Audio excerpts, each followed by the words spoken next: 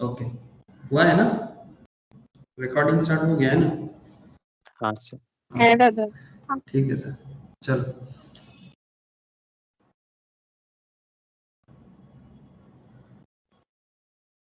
मेरा आवाज क्लियर है? देखो तो।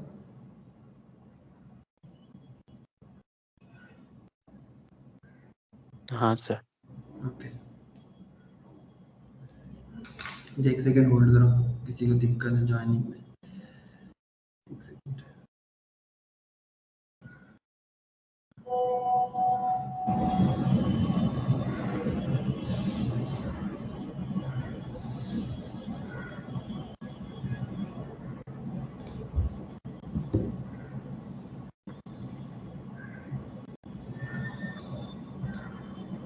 Okay, good morning, Dirisa. Good morning, sir. Good morning. Okay, good morning to all of you, sir. Good morning to all of you. तो income tax में discussions कर रहे थे, और इनकम टैक्स में हम लोग लास्ट क्लास, मतलब जैसे कि कल का क्लास जो चल रहा था उसमें हम लोग ये बात कर रहे थे कि provisions for filing of return and self assessment tax. तो बेसिकली ये जो provisions for filing of return है, इसके ऊपर हम लोगों ने काफ़ी डिटेल्स में डिस्कशंस कर रहे थे कल के क्लास में। जैसे कि रिटर्न फाइलिंग का डेट क्या है, किसको रिटर्न मैंडेटरीली रिटर्न फाइल करना है, मतलब इन सिंपल अगर मैं कहूँ तो वही इनकम करना है, और इनकम के बेसिस में मुझे गवर्नमेंट के घर में जो भी मेरा हिसाब किताब है इनकम का वो जमा करना है। मैं यहाँ से इनकम करता हूँ, इस हेड से इनकम करता हूँ, 5 हेड्स है, आप लोग सभी कुछ जानते हो। तो जहाँ जहाँ से हम लोग सोर्स ऑफ हमारा इनकम है उसके डिटेल्स हमें गवर्नमेंट के घर में जमा करना है, बेसिकली इनकम टैक्स डिपार्टमेंट के पास जमा करना है। तो ये जो रिटर्न फाइलिंग का मैंडेटरी किनके लिए है, किनके लिए मैंडेटरी नहीं है, आप लोग समझते हो। जैसे कि अगर किसी का इनकम इन सिंपल 2,50,000 क्रॉस नहीं करता, that is basic exemption limit for below 60 years, 60 to 80 आपका 3 लाख एंड 80 के ज्यादा होगा तो 5 लाख का अगर इनकम है, और वो इनकम किसी भी तरह का एग्जेम्पशन डिडक्शंस लेने के बाद नहीं है, मतलब ऐसा नहीं कि एग्जेम्पशन डिडक्शंस देने के बाद आपका इनकम 2,50,000 के नीचे हो रहा है या 2,50,000 तक हो रहा है, तो इसको नहीं माना जाएगा। मतलब एकदम simple, without claiming any deductions, मतलब 80C से 80U का डिडक्शन छोड़ के कैपिटल गेन का डिडक्शंस लाइक 54, 54A, 54G, इस तरह का जो भी सेक्शंस है इसको छोड़ के अगर आपका income normally without deducting this kind of exemptions, अगर आपका इनकम 2,50,000 तक जाता है तो फिर up to 2,50,000 no need to filing return. अगर 2,50,000 क्रॉस करे तो रिटर्न फाइल करने की जरूरत पड़ सकता है। कुछ एक्सेप्शंस है कि किसी किसी के लिए कुछ एक्सेप्शनल पॉइंट्स है कि भाई फिर भी इनको करने का जरूरत नहीं है, बट अदरवाइज ये जो भी कॉन्सेप्ट था मैं कल के क्लास में आप लोगों को चर्चा किया था।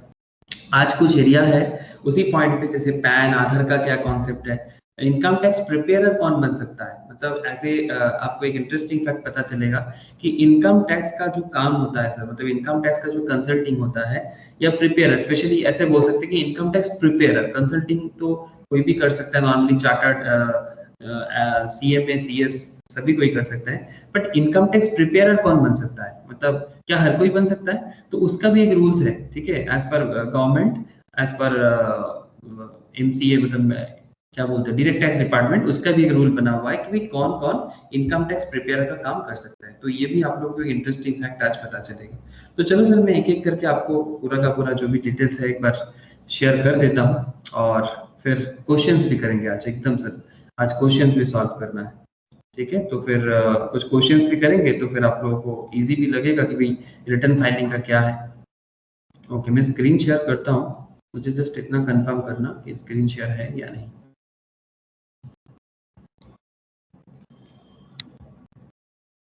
स्क्रीन शेयर है सर, देखो ना एक बार।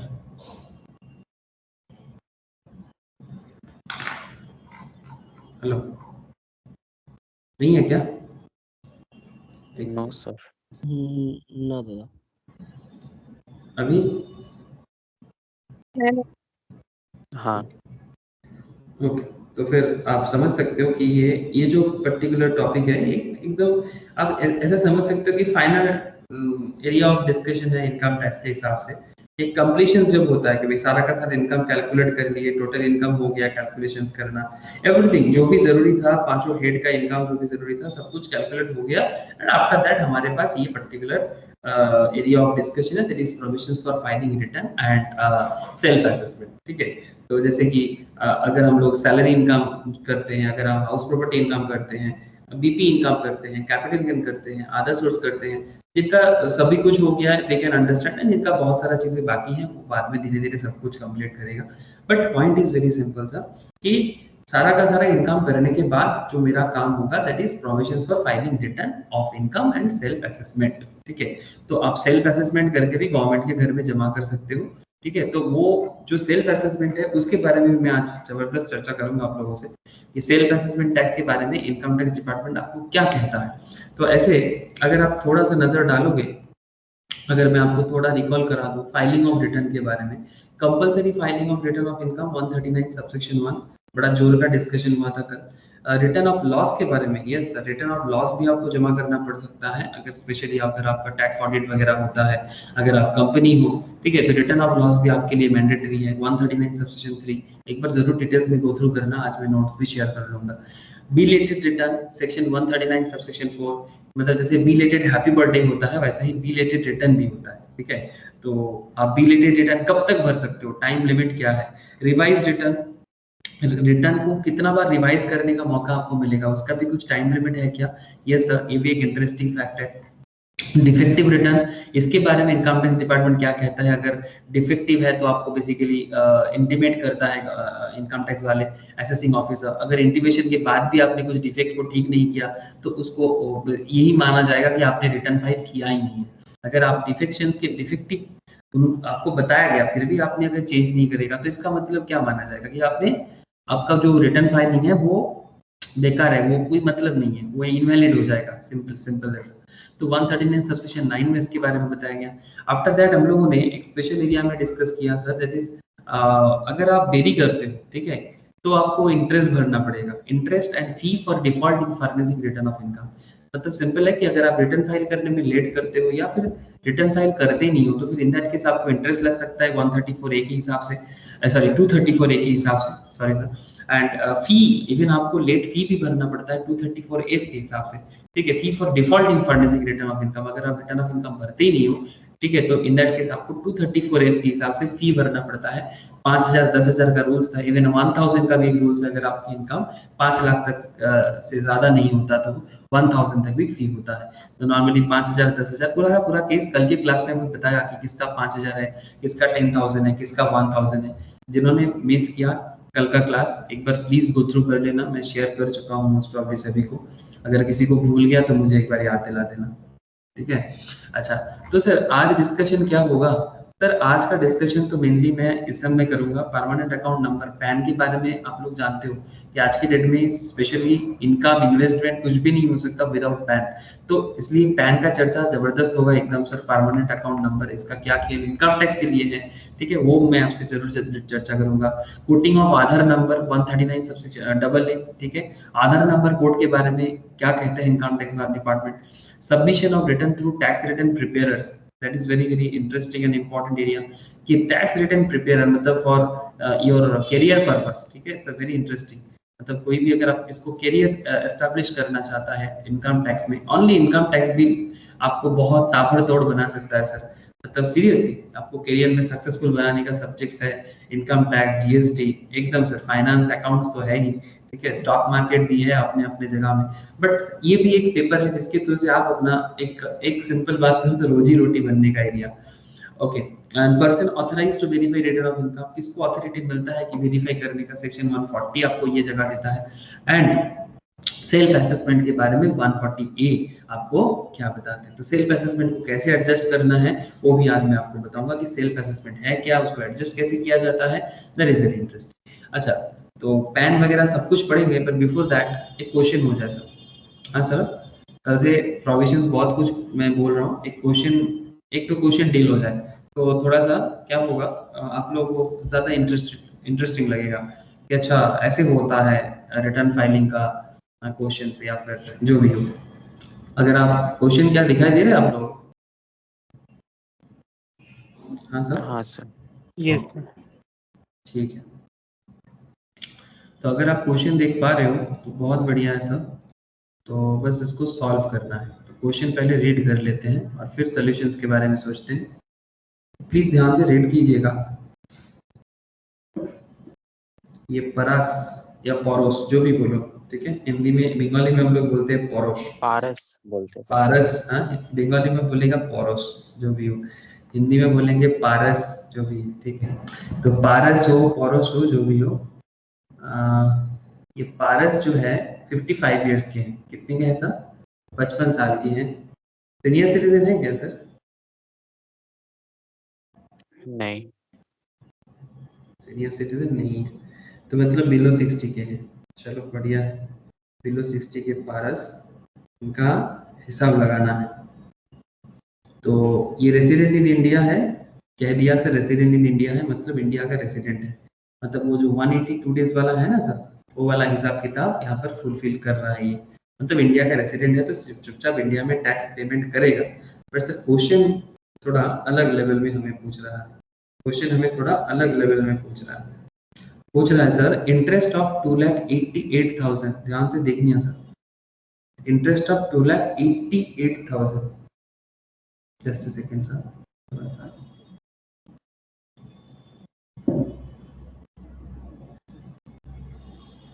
हाँ, interest of 2,88,000 was credited to his non-resident external account।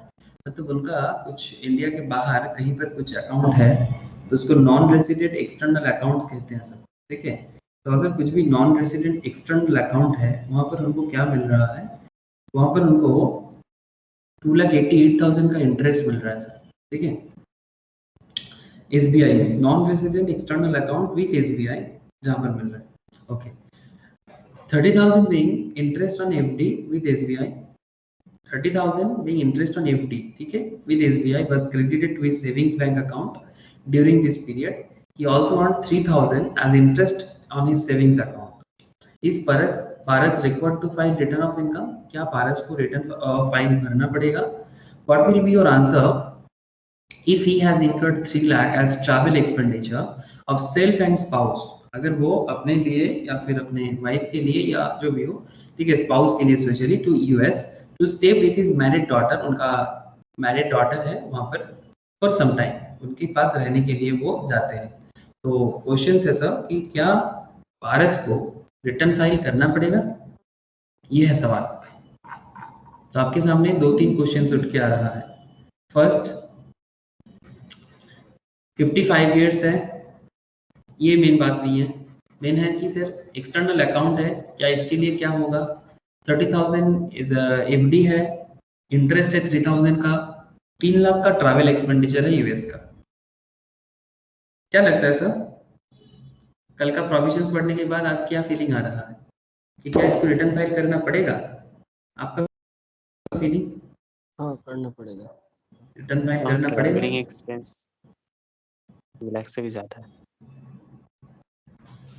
Okay, चलो देखते हैं इस तरह का क्वेश्चंस होगा तो आपका जवाब कैसे होना चाहिए, ठीक है। क्वेश्चन सभी को समझ में आया होगा, इतना मैं जरूर समझ सकता हूँ। क्वेश्चन अगर समझ में आ गया है तो बहुत अच्छा है सर, लेकिन हम लोग अभी इस तरह का क्वेश्चन होगा तो फिर उसको सॉल्व कैसे करना है तो वो देखते हैं। तो एक काम करते हैं सर,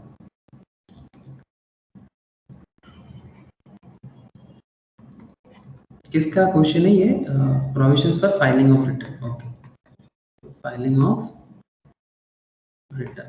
थोड़ा देखो कि क्या खेल खेला जाता है यहाँ पर। आप लोग ऐसे जवाब गलत नहीं दे रहे हो, लेकिन सर थोड़ा डिटेल्स में आपको जवाब देना चाहिए।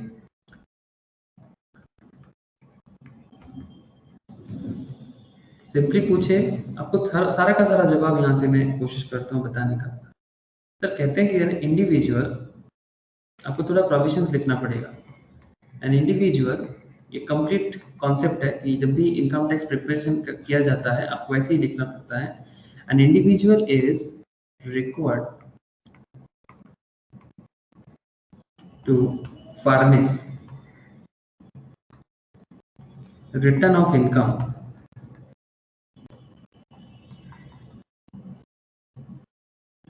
under section 139 subsection 1. If his total income, this is the main provision sir, कि भाई किसको रिटर्न फाइल करना पड़ेगा, उसका मेन प्रोविजंस क्या है. If is total income before what sir, before giving effect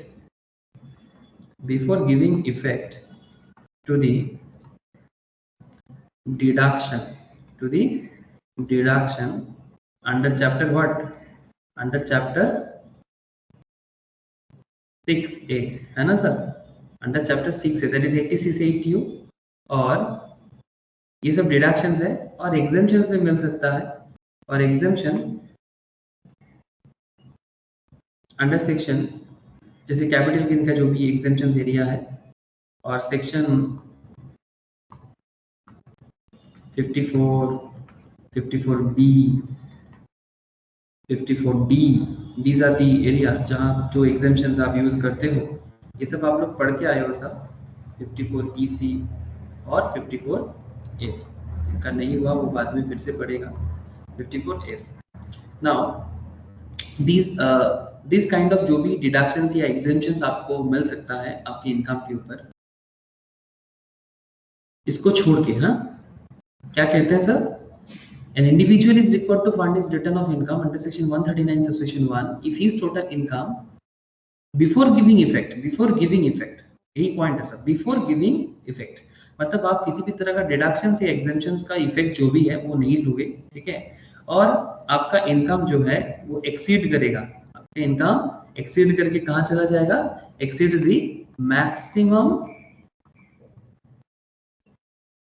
amount, exceed the maximum amount not chargeable to tax, maximum amount not chargeable to tax. मतलब maximum कितना अमाउंट है जहां तक टैक्स चार्ज नहीं होता. हाँ sir, that is rupees 2 lakh. कितना होगा, ये 55 ईयर्स के हैं, 55 साल की हैं, 2,50,000. तो इसलिए एज वाइटल होता है आपके लिए हमेशा, है ना.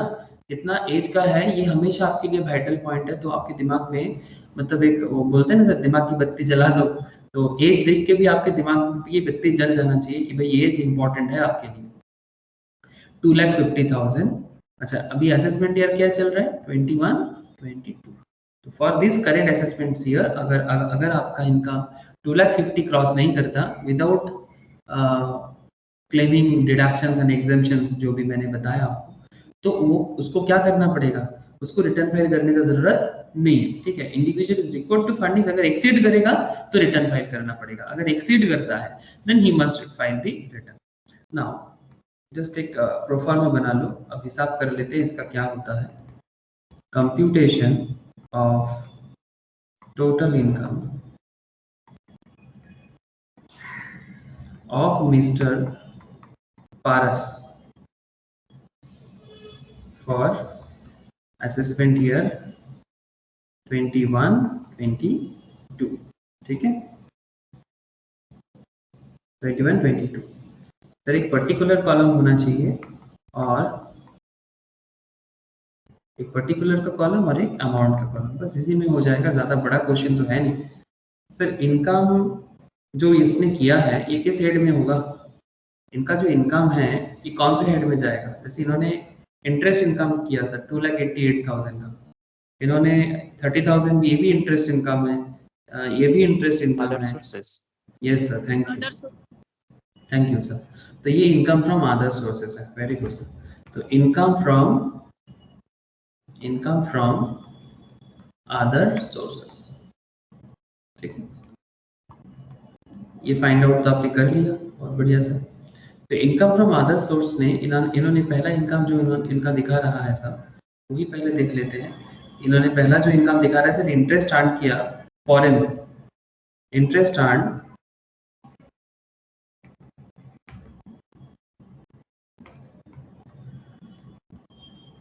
From non resident, interest earned from non-resident external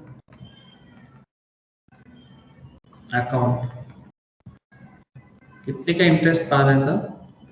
2,88,000 का 2,88,000 का इनको मिल रहा है। तो सर क्या इसको टैक्सेबल बना लें कि एग्जेम्प्टेड बना लें? क्या करना चाहिए? टैक्सेबल है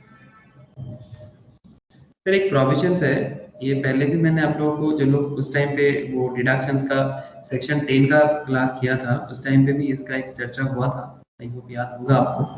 2,88,000 एग्जाम भी हो सकता है अगर आरबीआई परमिशन है तो। एग्जाम अंडर सेक्शन में तो करेंट एजम्पशंस मेरा मैं एग्जाम पे ले रहा हूँ, ठीक है। करेंटली जो एजम्पशंस मैं ले रहा हूँ वो एग्जाम पे ले रहा हूँ। इसके बाद मैं एक ऐसा एजम्पशन ले लूंगा जिसमें एग्जाम नहीं करूंगा। एग्जाम अंडर सेक्शन 10 सबसेक्शन 4, इस सेक्शन 10 के ऊपर बहुत सारा, जैसे एग्रीकल्चर इनकम है and income which do not form part of total income, है ना सर। ऐसा एक पूरा का पूरा सेक्शन डिस्कशन होता है जहाँ पर एग्रीकल्चरल इनकम के बारे में डिस्कस होता है और उसके साथ income which do not form part of total income होता है, डिस्कस हुआ था। तो exam under section 10 subsection 4 clause 2, ठीक है। Assuming that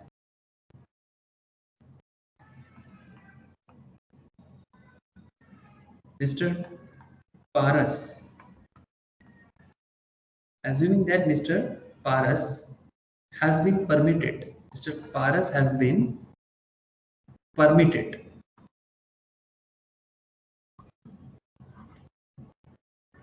by RBI। कौन परमिट कर रहे हैं सर इसको? RBI। RBI उनको परमिट कर रहा है। Mr. Paras has been permitted by RBI to maintain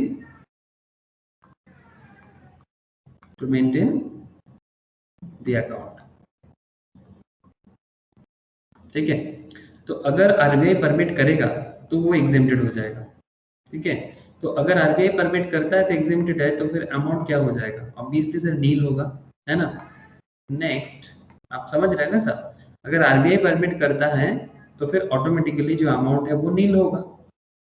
अच्छा, बाकी जो एरिया है मैं इधर करता हूँ।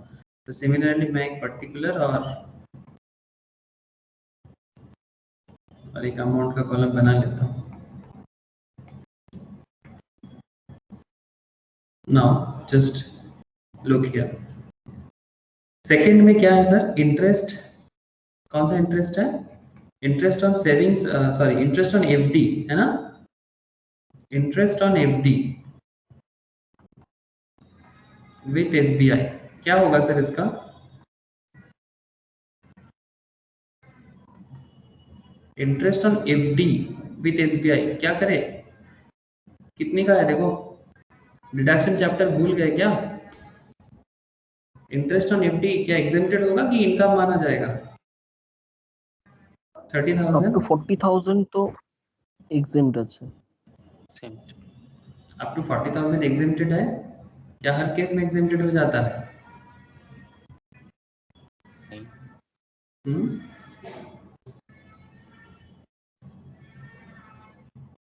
सर हर केस में, हर केस में, हर केस में, हाँ सीनियर सिटीजन के लिए क्या है सर? इंटरेस्ट ऑन एफडी जो है आप चेक करो, उसमें एग्जेम्पशंस आपको ऐसे नहीं मिलेगा, ठीक है। पहले तो आप इसको अर्निंग में ऐड करना चाहिए आपको, और फिर ये जो सेविंग्स अकाउंट का इंटरेस्ट है इसमें आप जरूर एक एटीटीटीए का आपको मिलेगा, interest on savings account, interest on savings account. इसमें आपको कितना मिल रहा है सर? 3,000 का। तो ये अमाउंट पहले आप टोटल इनकम में ऐड कर दिया, ठीक है। अभी तो हम टोटल इनकम कैलकुलेट कर रहे हैं, तो ऑब्वियसली टोटल इनकम में आपको मिलेगा। तो जीटीआई जो आपका होता है, जीटीआई जो आपका होता है दैट इज 33,000 का। बट सर आपको यहाँ पर एग्जेम्पशंस ऑब्वियसली मिलेगा, मतलब डिडक्शंस आपको मिलेगा, बट ये डिडक्शंस आपको जीटीआई के ऊपर किस में मिलेगा बोला तो? डिडक्शंस आपको जो मिलेगा, डिडक्शंस अंडर सेक्शन, याद करो एटीटीटीए 10,000 तक आपको सेविंग्स में छूट होता है। तो इंटरेस्ट ऑन सेविंग्स या फिर पोस्ट ऑफिस डिपॉजिट सेविंग्स, इस तरह का इंटरेस्ट ऑन, चेक करो मैं नोट्स जो दिया था उसमें चेक करो, इंटरेस्ट ऑन, या फिर बाद में चेक कर लेना, interest on savings bank account, इसका जो अमाउंट है, ये अमाउंट आपका जो 3000 का अमाउंट है, ये आप डिडक्शन कर सकते हो, ये आप डिडक्शन ले सकते हो एकदम से। तो अल्टीमेटली आपका जो टोटल इनकम रहेगा वो रहेगा आपका 33 minus 3000, that is 30,000. So this should be your total income. This should be your total income. बोलो सर, कुछ याद आ रहा है कि नहीं? हेलो,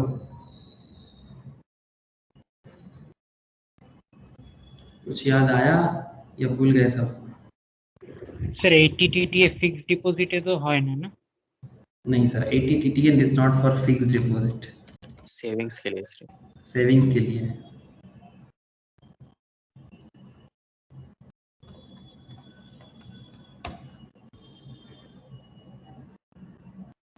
डिडक्शंस का समरी में आप लोगों को दिया था, 80C 80 TTA का याद करो एक बार। 80 TTA लास्ट में होगा ना, 80 TTA।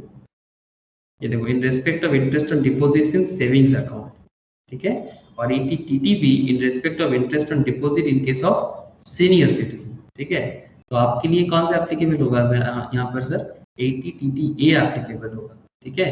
80 TTA, तो 80 TTA ये देखो सर, इंडिविजुअल और HUA father then resident senior citizen, interest on deposit in savings account, interest on deposits in भूलो मत सब, interest on deposit in savings, interest on deposit in a savings account with a bank or cooperative society or a post office, not being time deposit, हाँ FD नहीं होना चाहिए, which are repayable on expiry of fixed deposit। मतलब FD मतलब जो होता है जो एक फिक्स टाइम के बाद जिसको एक्सपायरी होता है, you all know sir what is FD, actual interest subject to a maximum of 10,000, actual interest मिलेगा मैक्सिमम 10,000 तक आपको मिल सकता है। और 80 TTB में आपको बोल के रखा है सर, रेसिडेंट सीनियर के लिए मतलब 60 इयर्स एंड अबव के लिए interest on deposit, actual interest और 50,000 whichever is less. Interest on deposits में आपको मिल सकता है, but only for senior citizen के लिए, जो इंगी बार-बार बोल रहा था sir. Yes, so that is for 50,000 actual interest और 50,000 whichever is less। ये है प्रोविजन, ठीक है। तो थोड़ा कल्चर क्या करो सर, थोड़ा सा प्रैक्टिस चाहिए तो आपको ये सब याद हो जाएगा, ठीक है। समझ आ रहा है सर? सारा का सारा ये सब याद करो, बहुत इंपॉर्टेंट डिडक्शंस का चैप्टर है, सारे सेक्शन है। तो अल्टीमेटली आपका टोटल इनकम हो गया 30,000। तो सर आपका क्या लगता है, 30,000 आपका टोटल इनकम बना है, वो भी डिडक्शंस वगैरह देके ही हुआ है, बट बिफोर डिडक्शंस भी आपका इनकम 33,000 ही है। तो अगर मैं इसको कंक्लूड करूं तो क्या लगता है, देखो तो मतलब बिना डिडक्शंस का भी तो इनकम 33,000 का ही है, बिकॉज हम लोगों ने ये अजम्पशंस लेके रखा था कि ये जो 2,88,000 का जो इंटरेस्ट है वो आरबीआई अलाउ किया है उनको, और इसके कारण सेक्शन 10 सबसेक्शन 4 क्लॉज 2 पे उनको वो एग्जेम्पशंस हुआ है। तो since the total income of mister कौन sir, of mister Paras of assessment year, for assessment year 21-22, before giving effect to the deduction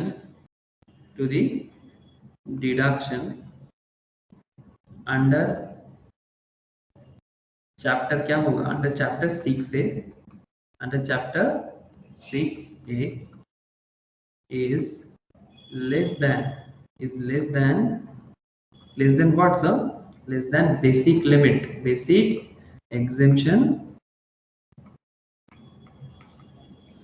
limit of rupees कौन कितना, of rupees 2,50,000। Thank you sir, 2,50,000। सो क्या लगता है, रिटर्न फाइल करना पड़ेगा सर? No sir, he is not required to file the return of income। जरूरी नहीं है सर, लेकिन हमारा एक एजम्पशंस के कारण पूरा का पूरा खेल बदल गया। एक एजम्पशंस के कारण कि आरबीआई ने उनको परमिशन दिया और जो सेक्शन 10 सबसेक्शन 4 में एग्जेम्प्टेड है तो चलेगा सर, ठीक है। Now point is that sir अब एक नोट हो जाना चाहिए। नोट में क्या बोलेंगे सर? नोट में आप लिख लो in the above case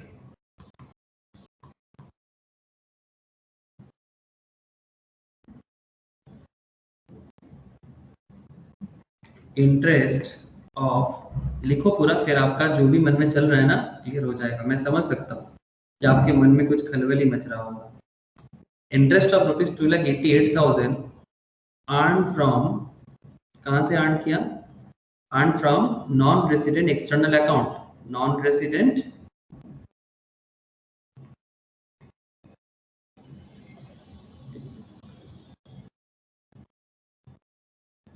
resident external account. ये जो 2,88,000 जो अर्न किया, ये नॉन रेसिडेंट एक्सटर्नल अकाउंट से अर्न किया।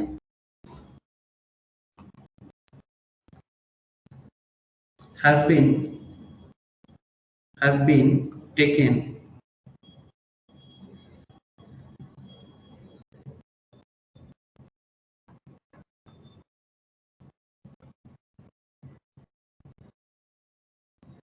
as exempt, has been taken as exempt on the assumption that, ये assumptions लिया हम लोगों ने, on the assumption that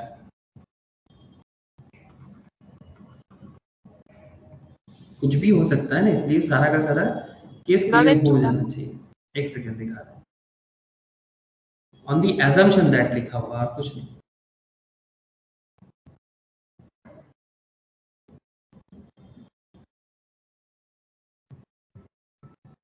बच्चे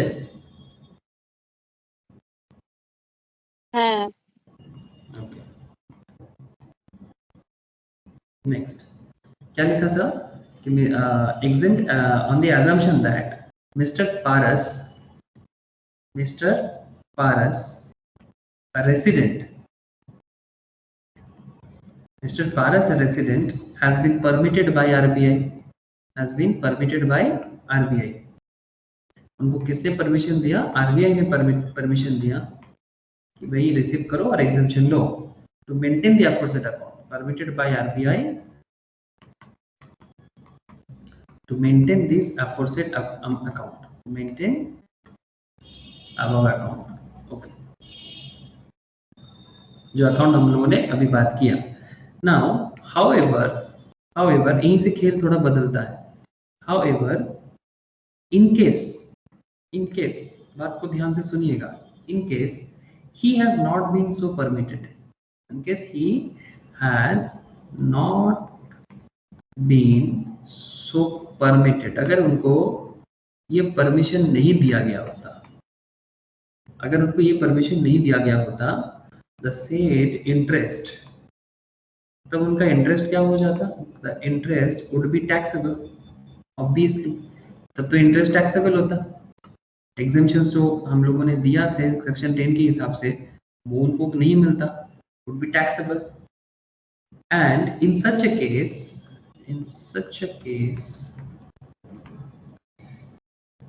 his total income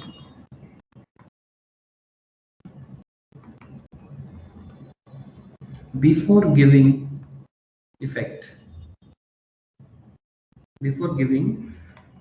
relevant effect लिख लो, हाँ, या रिलेटेड इफेक्ट मतलब वही डिडक्शंस वगैरह, उसी का बात कर रहे हैं। To the deductions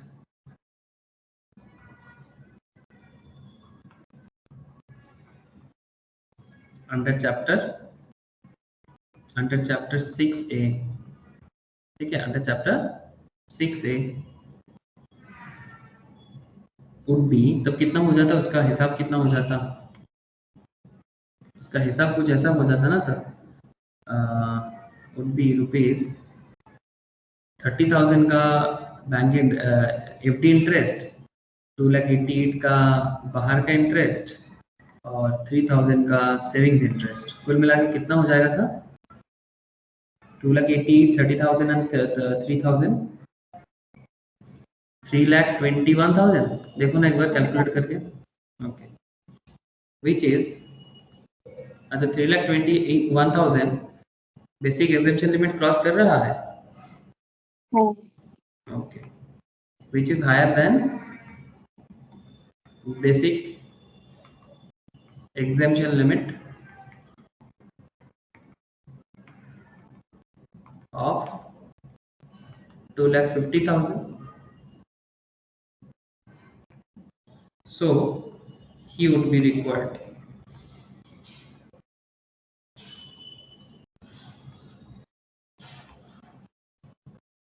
to file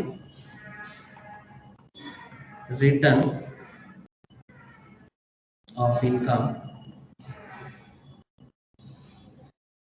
for assessment year 21-22.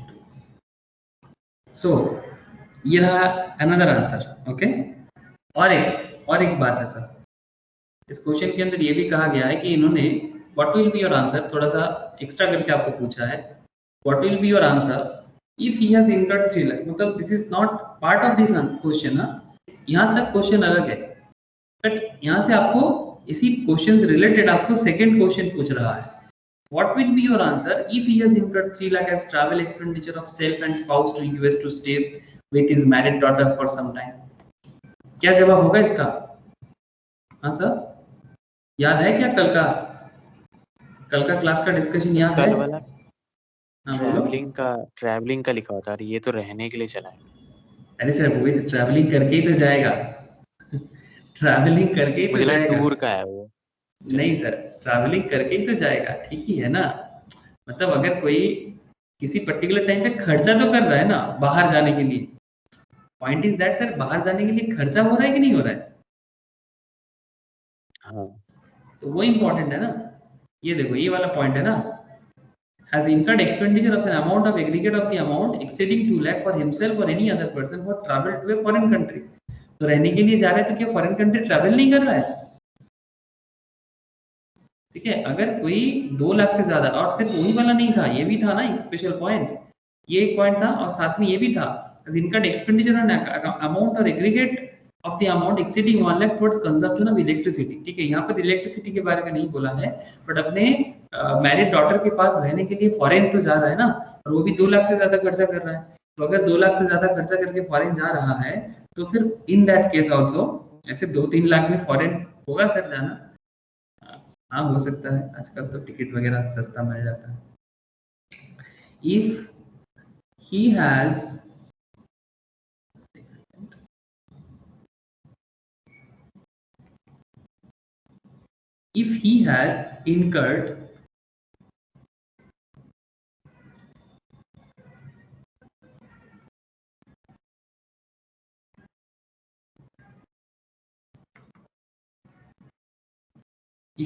incurred of rupees incurred expenditure, if he had incurred expenditure, कितना एक्सपेंडिचर कर रहे हैं?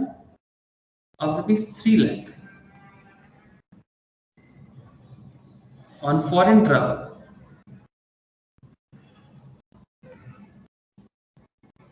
Foreign travel of self and spouse,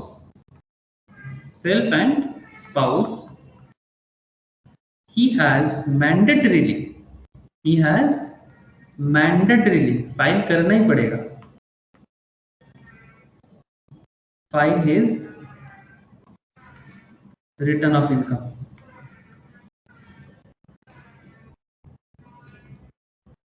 वो भी कब? On or before due date under section, on or before due date से पहले, on or before due date under section 139 subsection 1. ये रहा आपका कंप्लीट आंसर. मतलब आपके क्वेश्चंस में अगर सब इंफॉर्मेशन प्रॉपरली है नहीं तो आपको प्रोबेबल जो भी सिचुएशंस क्रिएट हो सकता है. हाँ बोलो सर, एक बार स्क्रीन दिखाता हूँ, लास्ट का छूट गया. एक सेकंड, लो देखो.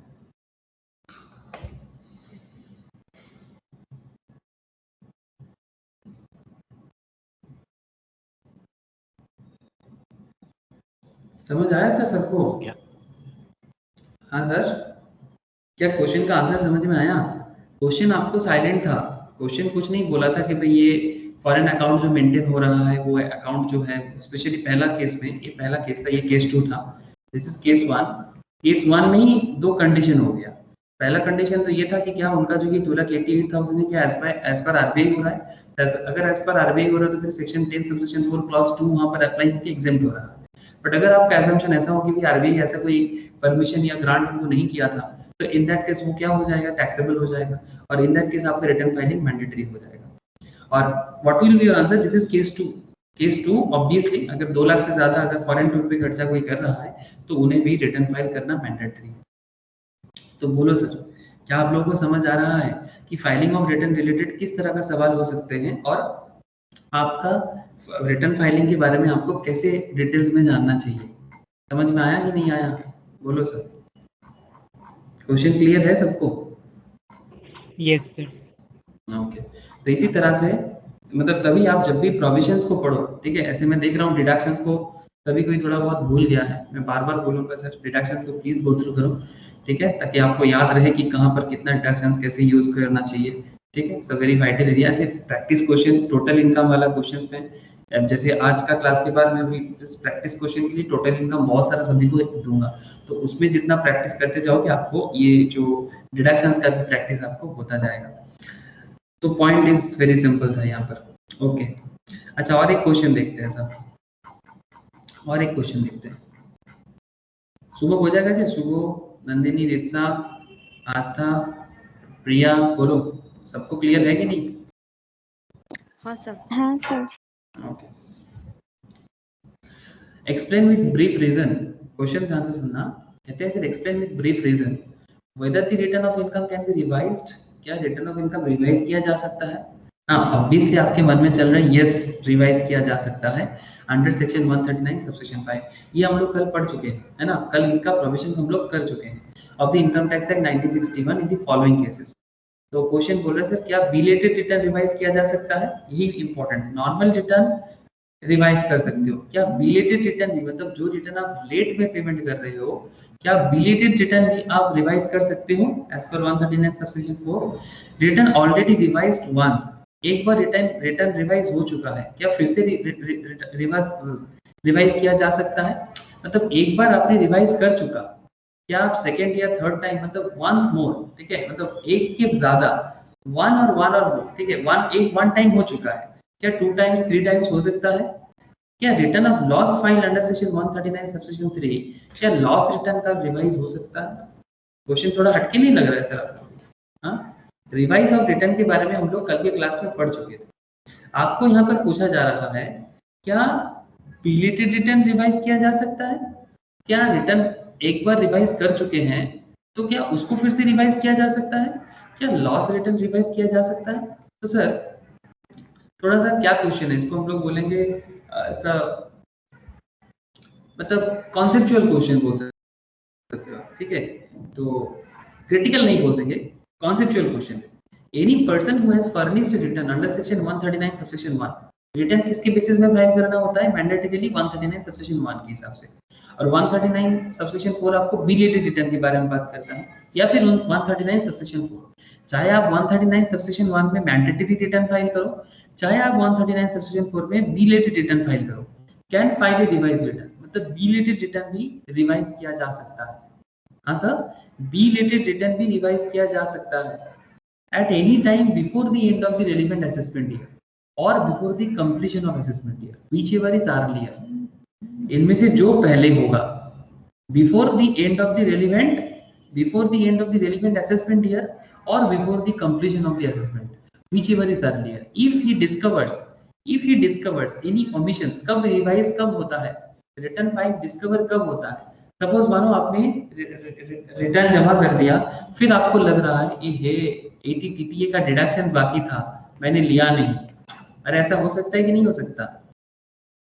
आपने रिटर्न जमा कर दिए और लेकिन आपने वहां पर 80 टीटीए क्लेम नहीं किया, ठीक है, आपको सेविंग्स इंटरेस्ट में अप टू 10,000 तक डिडक्शन मिलने वाला था, या फिर हो सकता है ऐसे 80C लोग भूलता नहीं है, फिर भी हो सकता है कि आपने भूल गया, 80C पे आपको क्लेम मिलता एटलीस्ट 1.5 लाख तक का, हाँ सर, एटलीस्ट 1.5 लाख तक का क्लेम मिलता, फिर मेडिक्लेम इंश्योरेंस है, पॉलिटिकल पार्टी 80G वगैरह है, तो हर बहुत सारा सेक्शंस का डिडक्शन यू ऑल नो, ठीक है।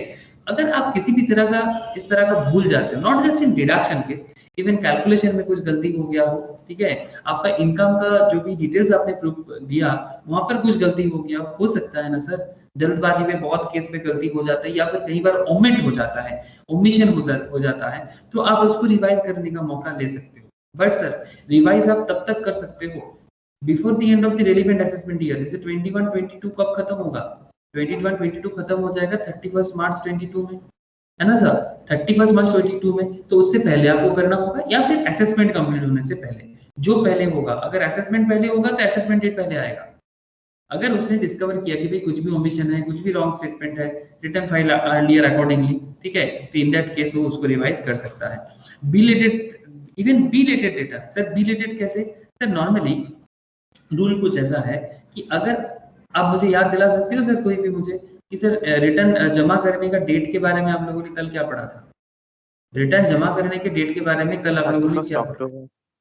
31 अक्टूबर मार खाएगा 31 अक्टूबर फॉर कंपनी, है ना, 31 अक्टूबर फॉर द कंपनी, है ना, कंपनी है या फिर जिस पर्सन का, अदर देन कंपनी, अगर किसी पर्सन का टैक्स ऑडिट होता है 44AB, okay, tax audit 44AB BP का सेक्शन है, अगर किसी इंसान का टैक्स ऑडिट होता है 44AB के तहत, उनके लिए डेट है 31 अक्टूबर। इसका मतलब ऐसा है सर, जैसे करंट असेसमेंट ईयर इज 21-22, ठीक है, तो आपको रिटर्न कब तक फाइल कर देना चाहिए, आपको 22 खत्म हो जाएगा कब, मतलब 22 का जो भी इनकम वगैरह है इसका डिटेल्स खत्म हो जाएगा आपका 31 मार्च 22 में। तो जैसे ही 31 मार्च 22 खत्म हो जाता है, फिर आपके रिटर्न फाइलिंग का टाइम है, अगर आप कंपनी हो या फिर अगर आप 44AB के तहत आपका टैक्स ऑडिट होता है, तो आपके लिए 31 अक्टूबर है, ठीक है। 31 मार्च के बाद आपके पास वो टाइम है, 31 October on that particular year, that is 31 March is your assessment year का एंड है, तो इसका मतलब रिटर्न फाइल करना है आपको 31 अक्टूबर 22 के अंदर, ठीक है। लेकिन अगर आप कोई नॉर्मल इंसान हो, मतलब जो इस केस में नहीं पड़ता है, तो इनके केस में क्या होता है sir, July of the assessment year 31 जुलाई है आपके लिए, in the case of any other SSC, any other SSC के लिए 31 जुलाई है। तो 31 जुलाई इन जनरल केस में मतलब बेसिकली रिटर्न फाइल का ड्यू डेट होता है। तो अगर वो 31 जुलाई के अंदर नहीं करता है तो फिर बाद में करेगा तो बिलेटेड रिटर्न कहलाएगा। सर 30 नवंबर का केस भी होता है in case of an assessee who is required to furnish report referred in section 92E। ऐसे ये 92 का ई का डिस्कशन नॉर्मली आप लोग एडवांस लेवल में फाइनल वगैरह में और डिस्कस करेंगे, बट इसका सिंपल मतलब इतना जान सकते हो कि ये जो ट्रांसफर प्राइसिंग रिपोर्ट, इसका इन सिंपल इंटरनेशनल ट्रांजैक्शंस जिनके नॉर्मली होते हैं बहुत ज्यादा, उनके केस में ये 92E फॉलो होता है और तब उनका 30 नवंबर का डेट आता है, ठीक है। ठीक है, it's not very popular currently, मतलब करेंटली आपको इतना रिक्वायर्ड नहीं है। आपके लिए करंट जो दो रिक्वायरमेंट पॉइंट है, one is 31 October and another is 31 जुलाई, ठीक है। अगर इसके बाद रिटर्न फाइल होता है तो फिर आप इसका मतलब कि आप बिलेटेड कर रहे हो। अब से फॉर एग्जांपल बिलेटेड मतलब आपने जिस प्रीवियस ईयर खत्म हुआ, से फॉर एग्जांपल 21-22 खत्म हो गया, 21-22 प्रीवियस ईयर खत्म होने के बाद आपने अगर 31 जुलाई के अंदर, अगर आपने 31 जुलाई 22 के अंदर अगर आपने नहीं किया, तो फिर वो जो रेलिवेंट असेसमेंट ईयर चल रहा था, दैट इज 22-23 असेसमेंट ईयर खत्म होने से पहले या फिर असेसमेंट खत्म होने से पहले आपको रिटर्न फाइल कर देना चाहिए। ये है टाइम लिमिट। इसके रिगार्डिंग और भी क्वेश्चंस है, मैं आपको आगे और डिस्कस करूंगा, ठीक है। और क्वेश्चन से मैं आगे और डिस्कस करता हूँ, बट करंट क्वेश्चन के हिसाब से ये तो आपको क्लियर है ना सब कि बिलेटेड रिटर्न को रिवाइज किया जा सकता है, ठीक है। याद रखिए, it's a very important point. Return revise earlier can be revised again as the first revised return replaces the original return। अगर पहला रिटर्न में कुछ गलत हुआ था, आप second time return original return को फिर से रिवाइज कर सकते हो। Therefore, if the SSC discovers any omissions or wrong statement in such a revised return, अगर रिवाइज्ड रिटर्न में भी उनको कुछ गलतियां दिखते हैं, इसमें रिवाइज रिटर्न में मतलब एक बार ओरिजिनल हो गया, उसके बाद एक बार फिर से रिवाइज हुआ था, लेकिन फिर भी उनको लग रहा है कि भाई कुछ गड़बड़ है, he can furnish a second revised return within a prescribed time, that is within the end of the relevant assessment year। कितनी बार चाहो कर सकते हो, on or before the completion of assessment whichever is earlier। इसका मतलब it implies that a return of income can be revised more than once within the prescribed time।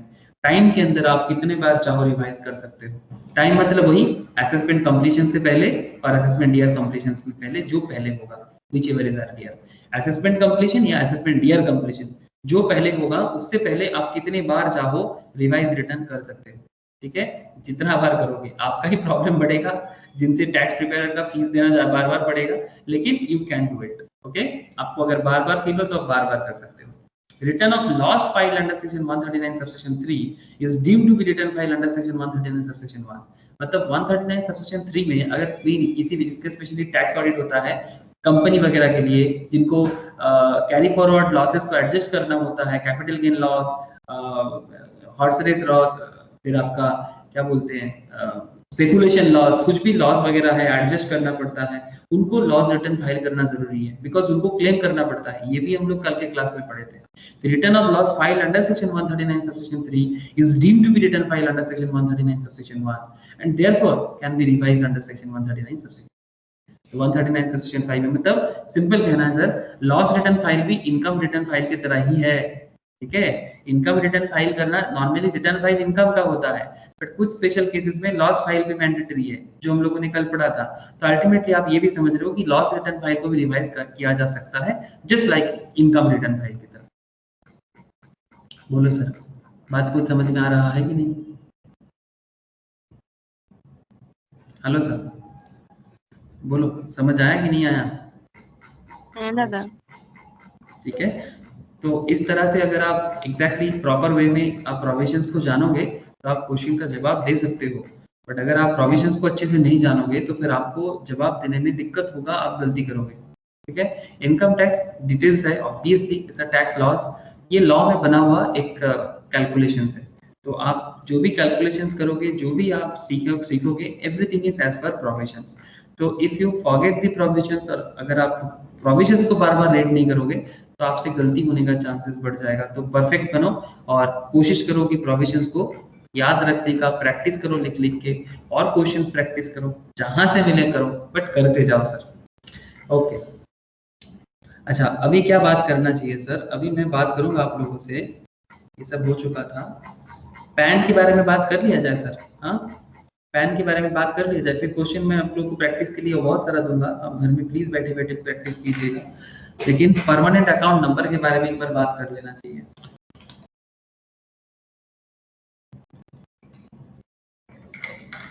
Permanent account number या फिर PAN, तो very popularly known as PAN, आप लोगों को पता है 139A में पैन के बारे में कहा गया है। इनकम टैक्स से आप लोग जानते हो, पैन तो इनकम टैक्स डिपार्टमेंट का ही है ना।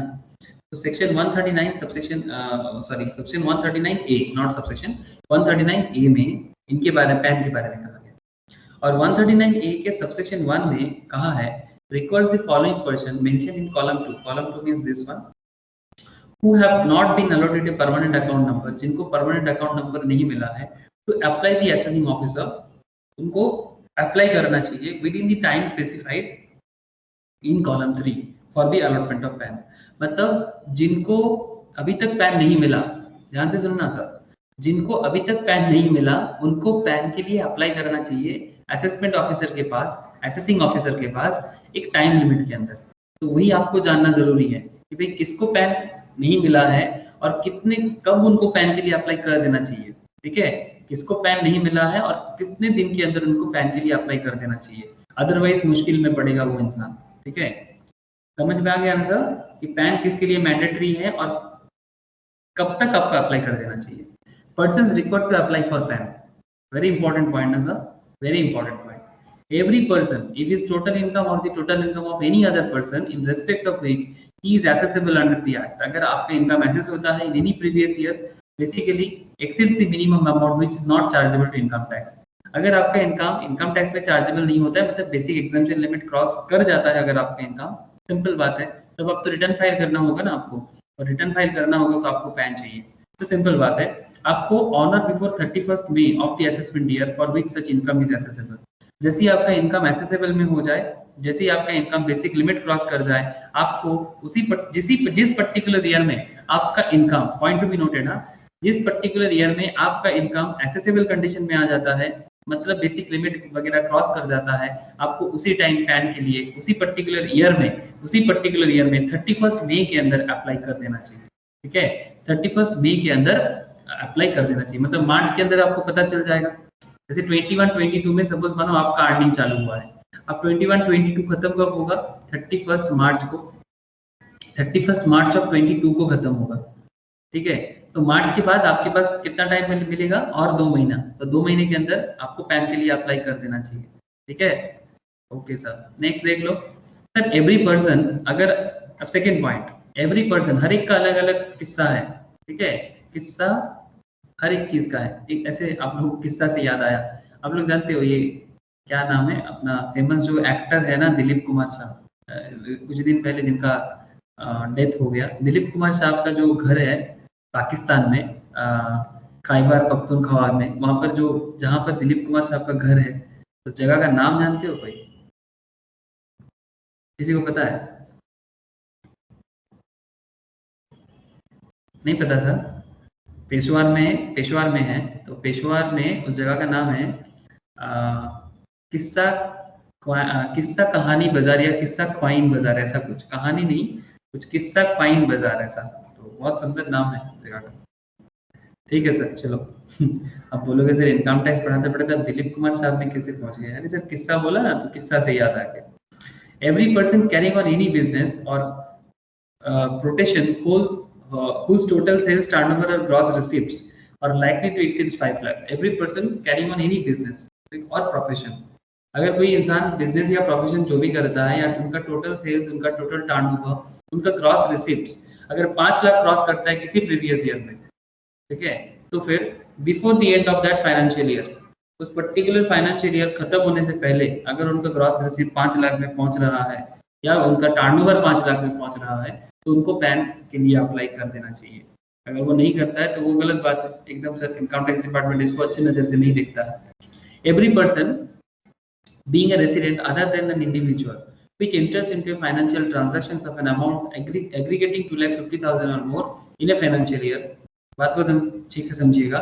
Every person being a resident other than an individual छोड़ के which enters into a financial transactions of an amount aggregating to 2,50,000, individual छोड़ के लाइक एचयूएफ हो सकता है, एओपी बीवाई हो सकता है, ठीक है, कंपनी फार्म कोई भी हो सकता है, उनके लिए 2,50,000 से ज्यादा अगर वो फाइनेंशियल ट्रांजैक्शंस कर रहा है इन पर्टिकुलर फाइनेंशियल ईयर में, ठीक है, तो फिर उनको भी on or before 31 May of the immediate following financial year में, इमीडिएट फॉलोइंग फाइनेंशियल ईयर में 31 मई से पहले उनको पैन के लिए अप्लाई कर देना चाहिए। याद रखना सर, हर एक, मैं बार बार बोल रहा हूँ, हर एक केस के लिए अलग अलग किस्सा है, अलग केस के लिए अलग अलग डेट बना हुआ है, और किसका क्या केस है आप थोड़ा सा लॉजिकली समझो, आपको समझ में आ जाएगा। मतलब हर केस में जैसे अमाउंट थोड़ा ज्यादा हो जा रहा है, आपको हर केस में पैन के लिए अप्लाई करना पड़ेगा। ठीक है, एक केस ऐसा भी पढ़ेंगे कि किस किस ट्रांजैक्शंस में पैन फार्मिश करना जरूरी है, तो पैन का फार्मिशिंग तो आपको बाद में बताता हूँ मैं, बट अभी तो अप्लाई होगा, अभी आपको पैन मिलना चाहिए। सर आजकल सभी के पास होता है? नहीं सर, सभी के पास नहीं होता है। ऐसे आप जैसे लोग नॉर्मली देख लेते हैं आसपास में, भाई सबका पैन है, बट ऐसे बहुत सारे लोग होंगे जिनका पैन नहीं है। तो पैन कब मैंडेटरी है ये भी आपको, ऐसे बहुत सारे लोग हैं जो इनकम टैक्स ही नहीं देते इंडिया में। हमारा नॉलेज बहुत कम है सर, मतलब हम लोग सोचते हैं कि, मतलब बहुत लोगों को मैंने सुना बात किया कि दे जस्ट फील कि अरे मतलब वेस्ट बंगाल मीन्स कोलकाता, अरे भाई कोलकाता के बाहर वेस्ट बंगाल बहुत बड़ा है, बट बहुत लोग ऐसे लगते हैं, मतलब they compare West Bengal just with Kolkata, मतलब उनको लगता है भाई कोलकाता के बाहर ऐसा कुछ है नहीं, लोग रहते नहीं है, उनको कुछ पता नहीं है, मतलब ऐसे बहुत सारा केस मैंने देखा। तो एग्जैक्टली, तो ऐसे बहुत केस में हमें ऐसा फीलिंग आ सकता है कि सभी के पास पैन होगा, बट नहीं सर, ऐसा नहीं है। There are lots of person जिनके पास पैन नहीं है, जो इनकम टैक्स नहीं भरता है। मतलब मैं आपको एक हिसाब दिया था कि out of 135 crore population, hardly sir 4 to 5% लोग इनकम टैक्स भरते हैं इंडिया में। आप समझ सकते हो कि कितना गैप पड़ा हुआ है।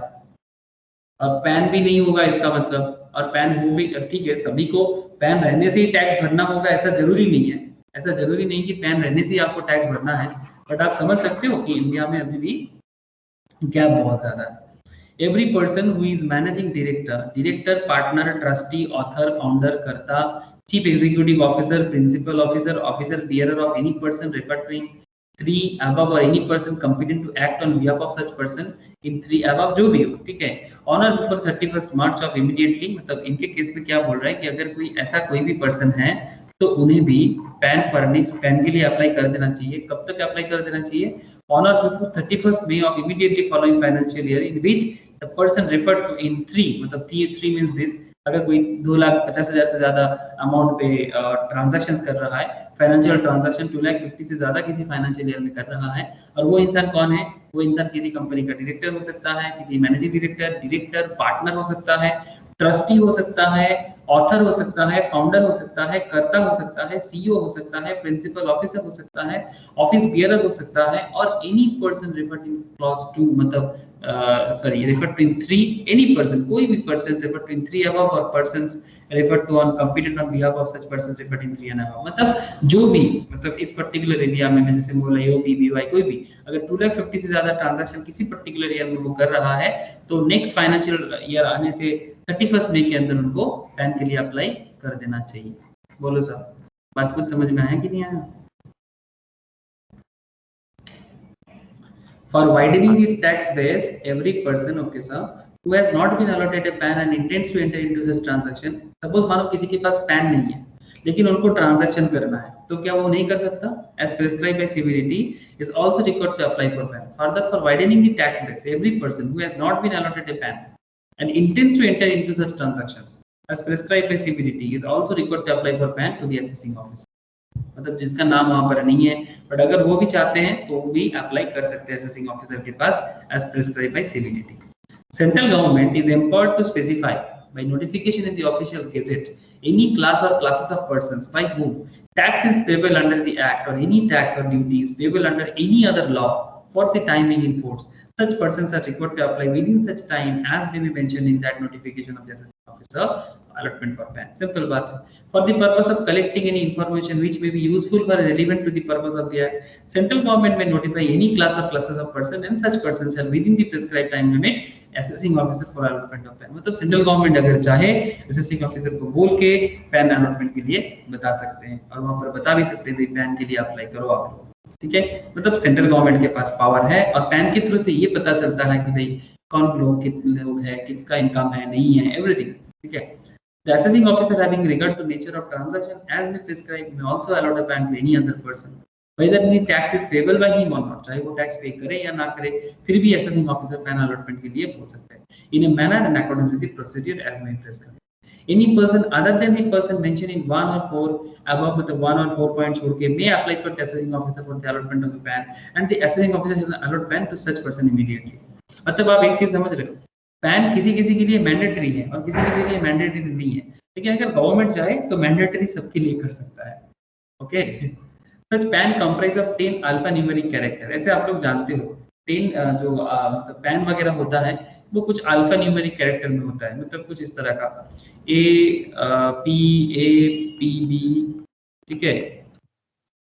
टाइटल जो होता है उसका एक वर्ड भी लिखा रहता है वहाँ पे। हाँ sir 4353S something like that, ठीक है। हाँ बोलो क्या बोला ये, मतलब जिस इंसान का जो टाइटल होता है ना तो उसका टाइटल का जो पहला वर्ड होता है वो भी लिखा रहता है। हाँ एग्जैक्टली उसके साथ ही किया जाता है।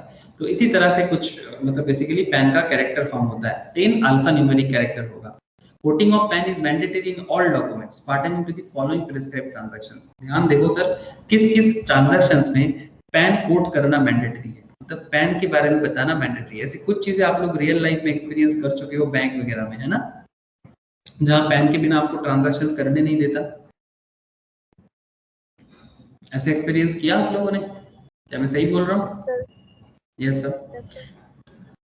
In all transactions, all returns or correspond with any income tax authority, you have to show PAN. In all challans of the payment for any sum due under the act, अगर income tax में कुछ भी due है आपको pan बताना होगा। In all documents pertaining to such transactions entered into by him as may be prescribed by Central Board of Direct Tax in interest of revenue. In this connection, CBDT has notified the following 114B में कुछ rule के बारे में बताया, 114B के अंदर काफी सारा रूल के बारे में बताया कि जहाँ जहाँ पैन को दिखाना जरूरी है। मजा आ जाएगा, थोड़ा ध्यान से देखो, ठीक है। कॉमन सेंस में बना हुआ पॉइंट है but common sense is not so common as you all know. Sale और purchase of a motor vehicle, अगर आप मोटर व्हीकल का सेल या परचेज का काम करोगे ठीक है, इन दैट केस आपको करना पड़ेगा। Sir value of trust transactions कितना होना चाहिए? सर ऑल सच ट्रांजैक्शंस, अगर आप मोटर व्हीकल परचेज सेल का काम करते हो एज डिफाइंड, मतलब परचेज करोगे सेल करोगे पैन के थ्रू से ही करना पड़ेगा, डिफाइन इन मोटर व्हीकल्स एक्ट के हिसाब से 1988 which requires registrations. 1988 motor vehicles act के हिसाब से क्या बोल रहे हैं sir? Registration bye A registering authority under the act. अच्छा, इसमें मोटर व्हीकल्स के अंदर इसको नहीं लाया जाता sir, other than two wheel vehicles, दो चक्का मतलब बाइक भी नहीं आएगा। ठीक है, बाइक का बाइंग सेलिंग के लिए मतलब स्पेशली परचेज सेल करने के टाइम पे आपको पैन जरूरी नहीं है। सर अगर कोई बाइक का बिजनेस करता है तो है डिफरेंट इशू हो गया ना, वो तो बिजनेसमैन है, उसको तो अलग से करना ही पड़ेगा, तब तो वो बिजनेसमैन के तौर पे उसका बेसिक लिमिट वगैरह क्रॉस कर जाएगा तब उसको पैन मैंडेटरी हो जाएगा। बट नॉर्मली अगर बाइक परचेज सेल करना है PAN is not mandatory, but बाकी मोटर व्हीकल्स के केस में पैन शो करना मैंडेटरी है in all such transactions. Sir अगर आप ओपन करते हो account other than time deposit, time deposit मतलब एफडी सर, ठीक है, मतलब इस पर्टिकुलर पॉइंट में सीरियल नंबर 12 आएगा, उसमें मैं बताऊंगा। Other than FD refer to in serial number 12 and basic savings bank account, ठीक है, इसमें आपको पैन जरूरी नहीं है, बट ओपन एन अकाउंट ऐसे आजकल तो ले ही लेता है पैन नंबर, बट मैंडेटरी नहीं है। तो लेकिन यहाँ पर क्या बोल रहे हैं? Open an account other than time deposit to serial number 12 and basic savings bank account which a banking company. लेकिन सर बहुत सारा छोटा छोटा गांव साइड में बैंक है, ग्रामीण बैंक टाइप है, जहाँ पर लोगों का बेसिक सेविंग्स अकाउंट है और उस बेसिक सेविंग्स अकाउंट के लिए they don't have a pan but they also have a basic savings account. Sir वो 50,000 तक रख सकता है विदाउट पैन के। एग्जैक्टली सर, ठीक है, ऐसा बेसिक सेविंग्स अकाउंट तक आप जरूर एकदम ओपन कर सकते हो। ठीक है, तो विद ए बैंकिंग कंपनी और a cooperative bank to which the banking regulations act 1949 applies, मतलब जो बैंकिंग रेगुलेशंस एक्ट 1949 के हिसाब से, या फिर including any bank or banking institutions referred to in section 51 of that act. तो ये बेसिकली पॉइंट है ऑल सच ट्रांजैक्शंस, बट बाकी सभी अकाउंट के केस में आपको पैन शो करना अकाउंट ओपन के टाइम पे जरूरी है।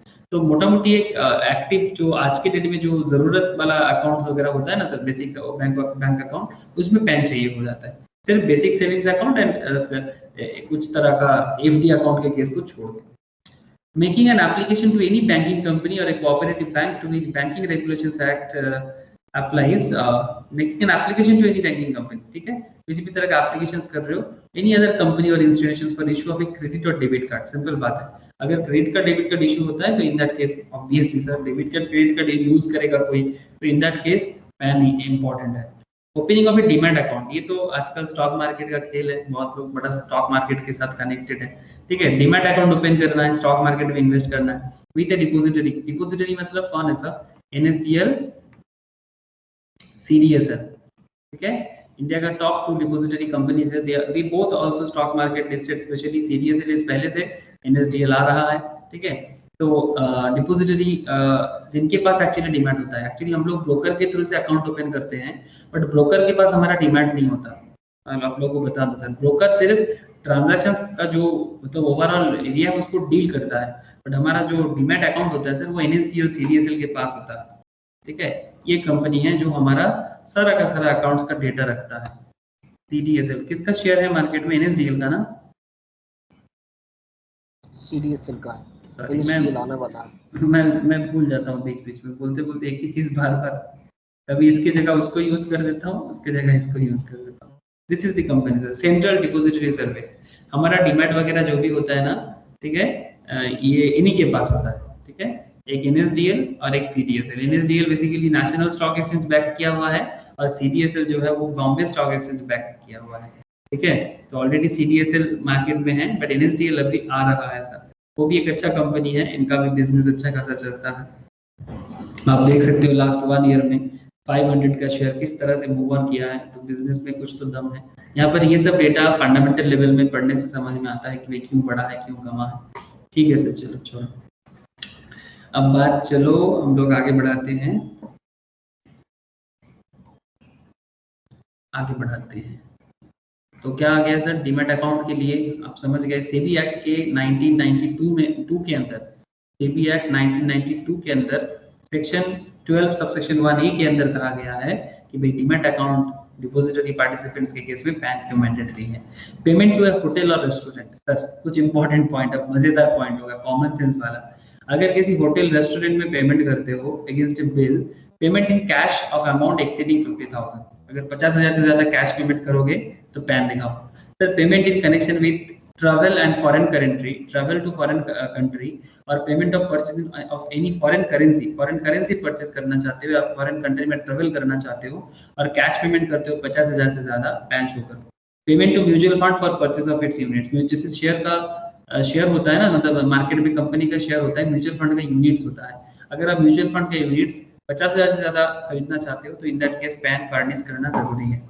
Sir payment to a company or in institutions for acquiring debentures or bond issued by you, अगर किसी कंपनी का डिवेंचर या बॉन्ड खरीदना चाहते हो, ये भी मैंने आप लोगों को बहुत बार दिखाया किस तरह से नेशनल हाईवे अथॉरिटी का, नाबार्ड का बॉन्ड वगैरह कैसे खरीदा जाता है, ठीक है। उसमें भी आपको डिमेट चाहिए होता है नॉर्मली, बट वहाँ केस में भी अगर आप 50,000 से ज्यादा अमाउंट खरीदना चाहते हो बॉन्ड वगैरह, इन दैट केस आपको पैन शो करना होगा। रिजर्व बैंक ऑफ इंडिया का बॉन्ड खरीदने के टाइम पे भी आपको 50,000 से ज्यादा है तो आपको पैन दिखाना होगा। Deposit with banking company or एक cooperative bank which refer to in 1949 act के हिसाब से, अगर आप बैंक में कैश डिपॉजिट करते हो 50,000 ड्यूरिंग एनी वन डे, एक दिन में 50,000 से ज्यादा कैश डिपॉजिट करोगे, ये शायद आप सभी को ही जानते हो, ठीक है। एक दिन में 50,000 से ज्यादा कैश डिपॉजिट करने में आपको पैन फर्निश करना जरूरी है, जानते हो ना सर, ये बहुत पॉपुलर है ना, this is very very popular, सही बोला मैंने? Yes, sir. हाँ sir. Very popular. Purchase of bank draft, yes sir, bank draft होता है ना सर, आप लोग भी इंस्टीट्यूशंस का पेमेंट किया कॉलेज वगैरह का तो आपको पता होगा कि बैंक ड्राफ्ट आजकल ऑनलाइन ट्रांसफर हो गया है, बट हम लोग के टाइम पे बैंक ड्राफ्ट बहुत पॉपुलर हुआ करता था इंस्टीट्यूट के पेमेंट के लिए। हम लोग उसी तरह से पेमेंट करते थे, वो बैंक में जाते थे, जो भी अमाउंट ऑफ रजिस्ट्रेशन चार्जेस था इंस्टीट्यूट वगैरह का, हम लोग उसको बैंक में डिपॉजिट करके बैंक से ड्राफ्ट लेते थे, पे ऑर्डर बोलते थे, bankers cheque from banking company or एक cooperative bank to which banking regulations. अगर बेसिकली 50,000 से ज्यादा का ड्राफ्ट बनाओगे तो पैन जरूरी है, सिंपल बात है हर चीज में 50,000। टाइम डिपॉजिट मतलब एफडी का बात कर रहा है, अगर आप एफडी बना रहे हो वो भी 50,000 से ज्यादा, amount exceeding 50,000 or aggregating to more than 5 lakh during any financial year.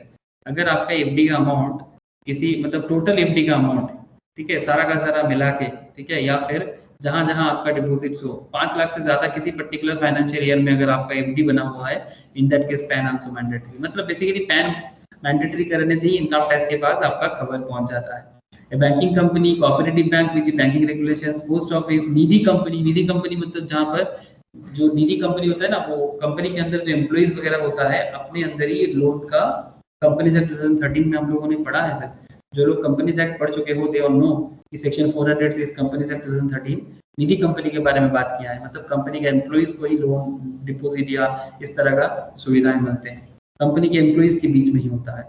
Banking, non banking NBFCs मतलब non banking financial companies which holds a certificate of registration under 45(1)(a) Reserve Bank of India to hold or accept deposit from public.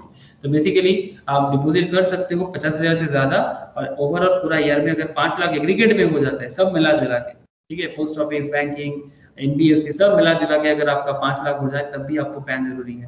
Suppose किसी एक particular transaction 50,000 नहीं है, but सब मिला जुला के अगर बाय चांस 5 लाख हो जाता है पर्टिकुलर फाइनेंशियल ईयर में, then also you have to furnish pan.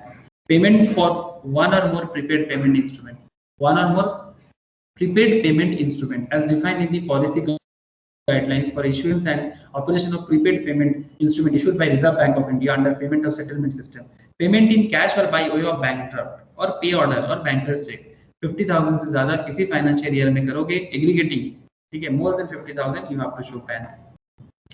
Life insurance का प्रीमियम भरोगे, ठीक है, insurance defined in insurance act 1938 के हिसाब से लाइफ इंश्योरेंस का पेमेंट भरोगे इंश्योरेंस एक्ट 1938 के हिसाब से, amount aggregating to more than 50,000 in the financial year. Sir 50,000 का जो लिमिट अभी तक हम लोग पढ़ रहे हैं, अभी तक 50,000 का थोड़ा सा अलग हो गया। पॉइंट 15 से आपको कुछ और देखने को मिलेगा। कॉन्ट्रैक्ट फॉर सेल और purchase of securities other than shares, share छोड़ के अगर किसी दूसरा शेयर्स लाइक डिवेंचर्स हो, प्रेफरेंस शेयर्स हो, अगर आप कुछ भी ऐसे शेयर्स वगैरह में इन्वेस्टमेंट करते हो, contract for sale of shares, purchase of shares other than shares, securities के अंदर डिवेंचर्स भी आते हैं, प्रेफरेंस भी आते हैं, ठीक है, तो ध्यान रखिएगा। बेसिकली डिवेंचर्स के बारे में, बॉन्ड के बारे में कहा जा रहा है। सिक्योरिटी कॉन्ट्रैक्ट एक्ट 1956, अगर वो 1 लाख से ज्यादा होगा तो इन दैट केस आपको पैन करना पड़ेगा, ठीक है। 1 लाख से नीचे नो नीड। ओके, सेल और परचेज बाय एनी पर्सन मतलब मैंडेटरी नहीं है। सेल और purchase by any person of the shares of a company not listed in recognised stock exchange. अगर किसी भी रिकॉग्नाइज्ड स्टॉक एक्सचेंज में कंपनी लिस्टेड नहीं है, बेसिकली प्राइवेट कंपनी हो सकता है या फिर कोई पब्लिक कंपनी है बट स्टॉक मार्केट लिस्टेड नहीं है, ऐसा कंपनी का शेयर सेल परचेज करोगे, वो भी 1 लाख से ज्यादा ट्रांजैक्शंस होगा तो पैन मैंडेटरी है। सेल और purchase of any immovable property, basically land building purchase करोगे, ठीक है, अगर 10 लाख से ज्यादा है या फिर value of stamp duty authority referred to in section 50C at the amount 10 lakh से ज्यादा भी हो जा रहा है स्टैम्प ड्यूटी के वैल्यू, तो इन दैट केस आपको पैन फर्निश करना मैंडेटरी है। ये सब रूल बना हुआ है सर इनकम टैक्स डिपार्टमेंट का कि कब कब कहां कहां पैन जरूरी है। सेल और purchase of any person, purchase by any person of any goods और सर्विस, अगर आप किसी पर्टिकुलर गुड्स या परचेज कुछ भी, ठीक है, सेल और purchase by any persons of goods और service of any nature other than those specified at serial number 1 to 17 छोड़ के, मतलब 1 से लेके 17 तक जो भी हम लोगों ने पढ़ा इनको छोड़ के अगर कोई भी गुड्स या सर्विस आप परचेज करते हो और वो गुड्स और सर्विस का अमाउंट ऑफ वैल्यू 2 लाख से ज्यादा है तो in that case pan is mandatory. मतलब बेसिकली 2 लाख से ज्यादा ट्रांजैक्शंस में ही पैन मैंडेटरी है। बोलो सर, लंबा लिस्ट था बट क्या समझ में आया? एक बार गो थ्रू करोगे, थोड़ा दिमाग लगाओगे और अपने हिसाब से थोड़ा सा ना प्लान करके याद करना। पॉइंट 15 से लेके 19 का जो डेटा आपको भी बताया अब उसको याद रख सकते हो। जैसे ये रियल लाइफ में भी बड़ा काम आने वाला पॉइंट है, ठीक है। जैसे मैक्सिमम 50,000 का एरिया बना हुआ है, कहीं पर एग्रीगेट में 5 लाख भी है, 10 लाख 1 लाख 2 लाख का भी एरिया बना हुआ है, बट कहाँ कहाँ 10 लाख 1 लाख 2 लाख है थोड़ा प्लीज देख लीजिएगा। बाकी 50,000 जो लिमिट है वो बहुत पॉपुलर है। बोलो सर, कुछ समझ में आया कि नहीं आया? हाँ सर, सभी को आया ना समझ में? विशाल, शुभो, बोलो। ओके रोशनी, इनकी समझ आ रहा है कि नहीं? ठीक है, बुझते पेरेছি। ठीक है, कुछ याद रखने वाला चीजें हैं ये सब, और जितना प्रैक्टिस करोगे ये सब चीजें जब रियल लाइफ में इनकम टैक्स का काम करोगे तो ऐसे ही याद आ जाता है। बट सर याद तो ऐसे नहीं आता ना, आपको पहले रूल जानना पड़ता है। तो if you know the rule then आपको याद करना सुविधा हो जाए, ठीक है, कि क्यों है, कैसे, किस लिए है, आपको लॉजिक पता चले ना तो आप हर चीज को ऐसे ही याद रखने का जो मतलब इजीनेस हो जाएगा कि भाई क्यों याद रखना है, ठीक है। तो याद क्यों रखना है इज वेरी मैंडेटरी। ओके, जैसे कल एक स्टूडेंट कंसल्ट करने के लिए फोन किया था, जयपुर से फोन किया था, राजस्थान से, तो फोन करके पूछ रहे हैं सर ये सीएमए करना अच्छा है कि सीएस करना अच्छा है, ठीक है। तो डायरेक्ट मेरे को पूछ रहे हैं, तो मैं बोल रहा क्रिकेट खेलना अच्छा है कि फुटबॉल खेलना अच्छा है। तो स्टूडेंट चिंता में पड़ गया। आप समझ रहे हो, ऐसा सवाल थोड़ी होता है, डायरेक्ट पूछ रहे कि किसमें स्कोप ज्यादा है, सीएस में है कि सीएमए में है। तो मैं उसको पूछा भी किसमें स्कोप ज्यादा है, फुटबॉल में भी है कि क्रिकेट में? क्या जवाब होगा सर? हाँ सर, दोनों में है, अपने अपने पसंद के ऊपर डिपेंड करता है, रिस्क एपिटाइट के ऊपर डिपेंड करता है, लॉजिक है हर चीज के पीछे। मैं वही कहना चाहता हूँ। तो उसको मैं थोड़ा सा ज्यादा सुना दिया, थोड़ा गुस्सा हो गया, उसको कुछ एक जवाब चाहिए था, लेकिन ऐसे जवाब होता नहीं है, ठीक है। तो मैं उसको थोड़ा सा डांट दिया एक तरह से। तो मैं उसको बोला कि ऐसा नहीं होता है। हाँ, सब्जेक्ट का एक इंटरेस्ट होता है ना, वो देख के लेना चाहिए। जैसे हाँ, मेरे को थ्योरी उतना नहीं पसंद, एग्जैक्टली, मुझे कॉस्टिंग पसंद है बहुत, इसीलिए एग्जैक्टली। अगर किसी को कैलकुलेशन पसंद है, अकाउंट्स करना अच्छा लगता है ज्यादा, ठीक है, जब उसको रियल लाइफ में काम आएगा तो वो ज्यादा से ज्यादा प्रैक्टिकल करेगा। अगर किसी को लीगल मैटर्स हैंडल करना ज्यादा पसंद है तो इन दैट केस ठीक है, उसको पता चलेगा, वो अकाउंट्स भी जानेगा, सब कुछ जानेगा, बट उसको जो काम का एरिया होगा वो लीगल मैटर्स में ज्यादा होगा। लेकिन they must know accounts, they also know finance, they have to know everything, but उनको लीगल मैटर्स में ज्यादा पसंद है, तो फिर वो सीएस में जाएगा। अगर उनको हर चीज में जाना है, मतलब उसको अकाउंट्स भी करना है, लॉ भी समझ सकता है, हर चीज, तो फिर वो सीए करेगा, बिकॉज सीए में एक कंप्लीटनेस है, उसको सीए में एक ओवरऑल कंप्लीटनेस है, और सीए का एरिया ऑफ एक्सपर्टाइज जैसे ऑडिट में मोनोपोली है उनका, ठीक है, जो फाइनेंशियल ऑडिट का एरिया है। बाकी हर काम सीए भी कर सकता है, सीएमए भी कर सकता है, सीएस भी कर सकता है। अब मैं कैसे समझाऊं लोगों को, ऐसा नहीं होता कि किसमें स्कोप ज्यादा है किसमें स्कोप नहीं है। मतलब आप तीनों पार्लियामेंट एक्ट क्यों बनाया गया, जरूर कुछ लॉजिक होगा। एग्जैक्टली सर, मेरा कहने का मतलब एक सिंपल है कि आप जो भी कर रहे हो on the basis of logic. आप तो सोचो कि आप क्यों करना चाहते हो। बहुत लोग तो यही नहीं जानते कि क्यों कर रहा है। अच्छा, एक कोर्स करना है, कोर्स नहीं करना चाहिए, किसी को करियर चूज करना चाहिए। आजकल ऐसे चलता है ना सर, कोर्स करेंगे, क्या मैं सही बोल रहा हूँ? हाँ, अरे भाई कोर्स करना है कि कैरियर बनाना है?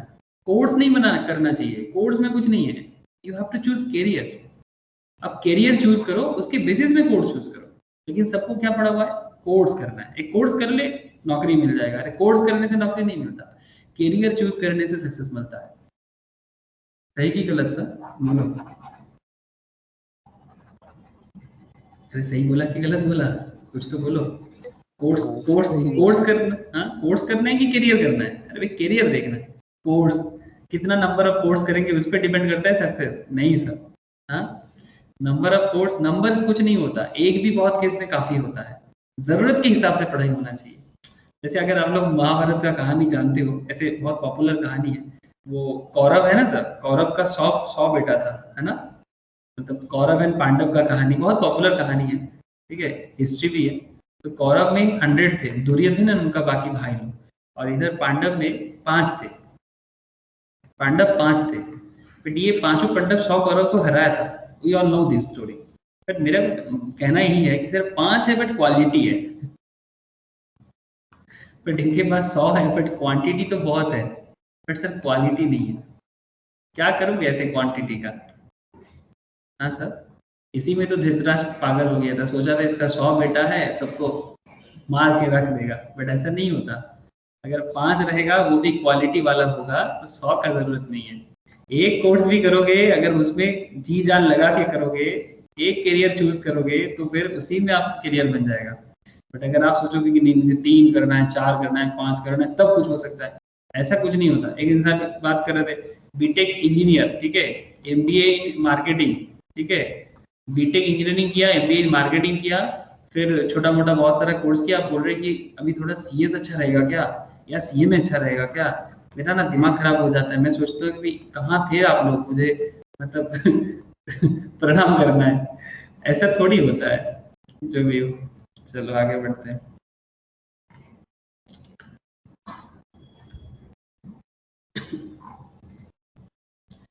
अच्छा, तो ये एरिया समझ में आ गया होगा आप लोगों को। Sir, person is required to quote general index register number till such time PAN is allotted to him. तो पॉइंट टू बी नोटेड। हाँ, अगर आपको पैन नहीं मिलता, अगर आपको पैन नहीं मिलता तो फिर आप क्या करोगे? जब तक पैन अलॉट नहीं हुआ आपको, तब तक आपको पैन रिलेटेड एक नंबर होता है जनरल इंडेक्स रजिस्टर नंबर, वो आप यूज कर सकते हो, ठीक है।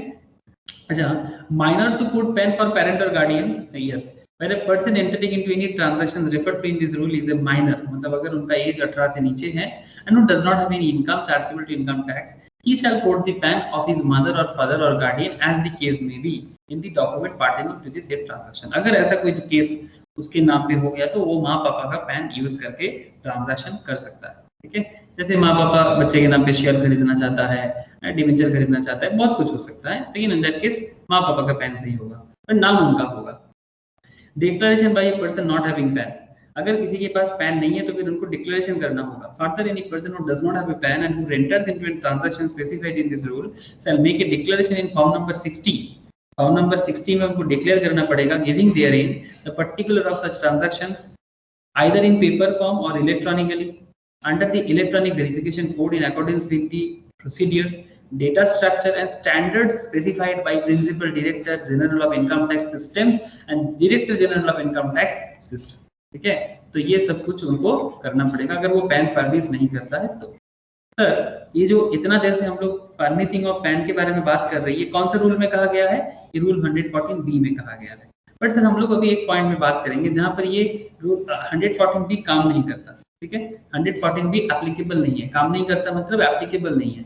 The provision of these rules shall not apply to the following class or classes of persons, जैसे कि central government, state government and consular office, ठीक है, consular offices, central government, state government and consular offices, इनके case में ये PAN 114B काम नहीं करेगा, ठीक है।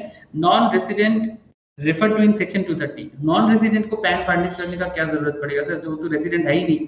Section 2 subsection 30 in respect of the transaction other than transaction number, serial number 1, 2, 4 और 7, 8 और 10, 12 और 14, 15 और 16, 17 ऑफ द टेबल। तो प्लीज एक बार देख लीजिएगा, नॉन रेसिडेंट को कहाँ पैन शो करने का जरूरत नहीं है, बट सर सीरियल नंबर 1, 2, 4 और 7, 8 और 10, 12 और 14, 15 और 16, 17, ये वाला जो पॉइंट्स है इन पे नॉन रेजिडेंट को भी पैन फर्निश करने का जरूरत है। तो एक बार गो थ्रू कर लीजिएगा सर, ठीक है। ये 1 और 2, 4 और 7, 8 और 10, 10 और 12, 14 और 15, 16 और 17, इनमें क्या फर्क है एक बार जरूर फिर से एक बार चेक कीजिएगा। जब आप रिवाइज करेंगे आप समझ जाएंगे। तो नॉन रेजिडेंट को नॉर्मली जरूरत नहीं है। अच्छा, meaning of certain phrases sir, ये क्या बताओ sir? Payment in connection with travel, ठीक है, फॉरेन एक्सचेंज पे आ जाता है सर। पेमेंट टुवर्ड्स फेयर और travel agent to tour operator और to an authorised person. Travel agent tour operator कौन है? टाइम डिपॉजिट क्या है? छोड़ो सर, ये सब आप लोग पढ़ के समझ जाओ। अच्छा, if there is change in address or in the name of the nature of business of a person on the basis of which PAN was allotted to him, he should intimate such change of the assessing officer। अगर कुछ भी change होता है तो assessing officer को intimate करने के लिए बोल रहा है। Every person who receives any document relating to any transaction cited above shall ensure that PAN or general index number or the Aadhaar number is duly quoted in the document, ठीक है। तो ये जरूरी है। ओके, अच्छा, intimation of PAN to person deducting. अच्छा, अगर कोई आपका टीडीएस या टीडीएस काट रहा है, टीडीएस या टीसीएस, ठीक है, intimation of PAN to person deducting और collecting tax at source.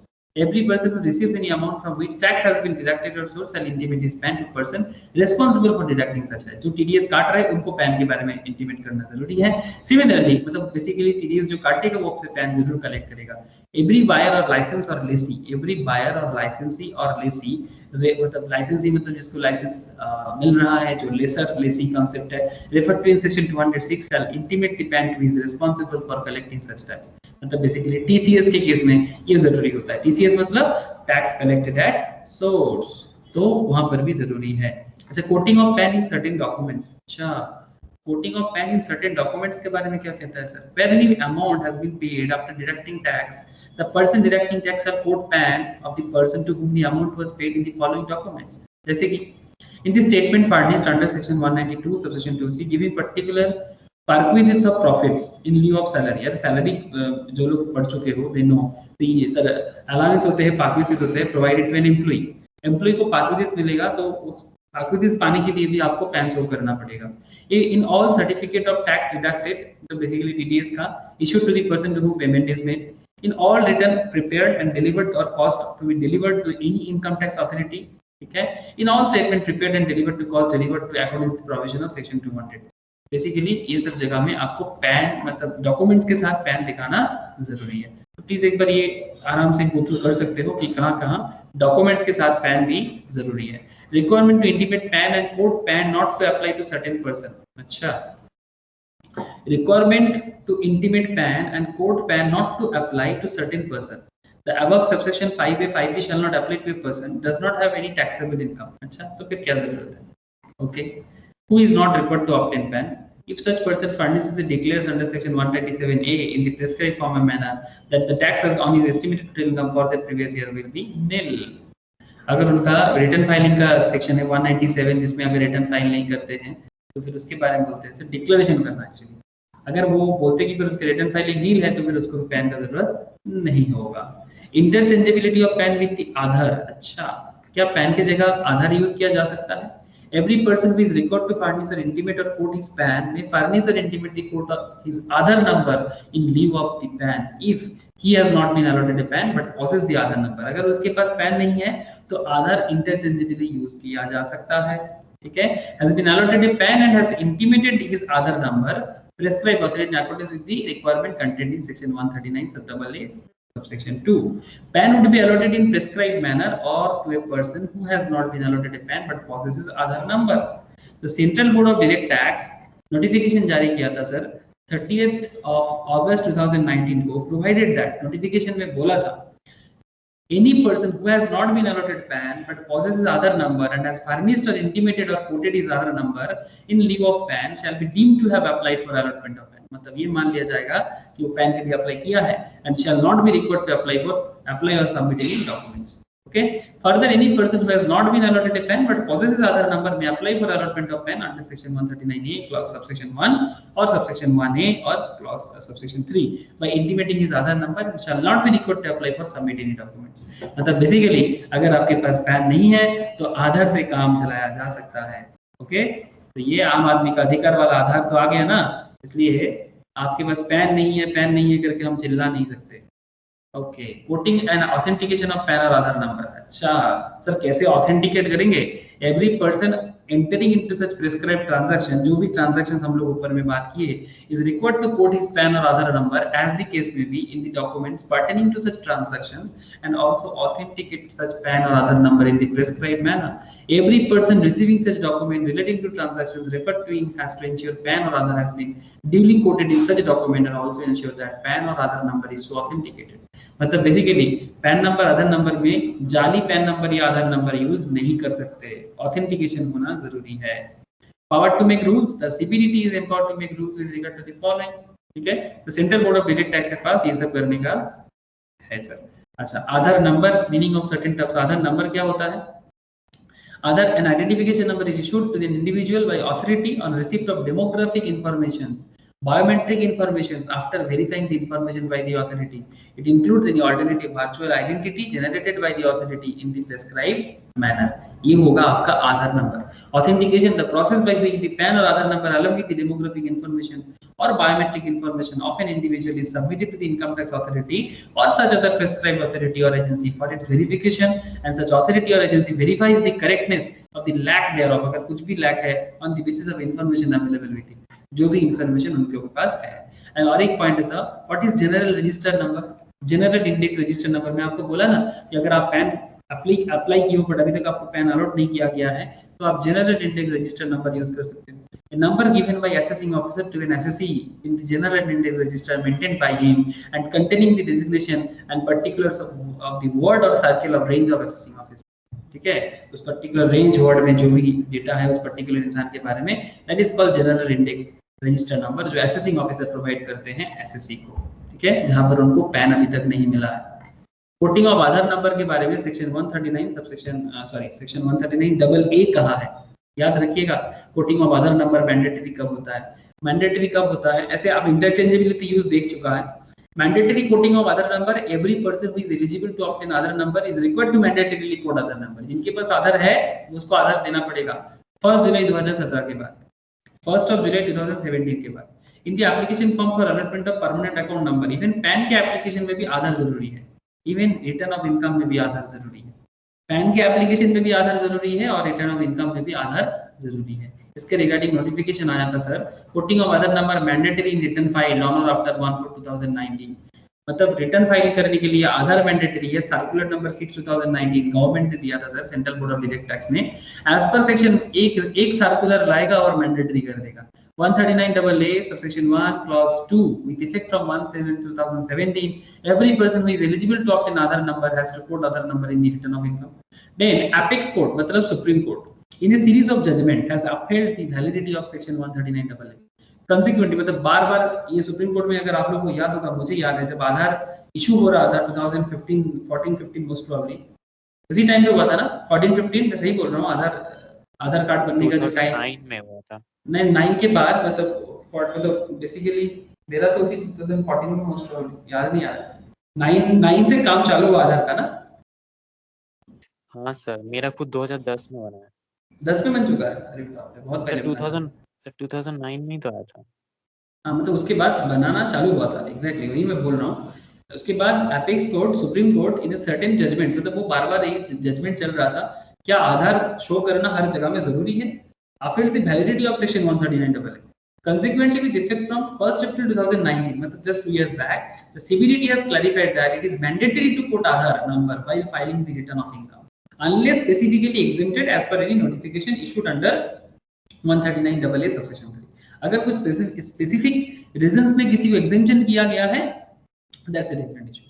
Thus return being filed either electronically or manually, चाहे आप electronically फाइल करो, मैनुअली फाइल करो, 1/4/2019 के बाद विदाउट कोटिंग आधार नहीं चलेगा, cannot be filed without coating Aadhaar number. ये नोटिफिकेशन 1/4/2019 में मैंडेटरी कर दिया, किसने?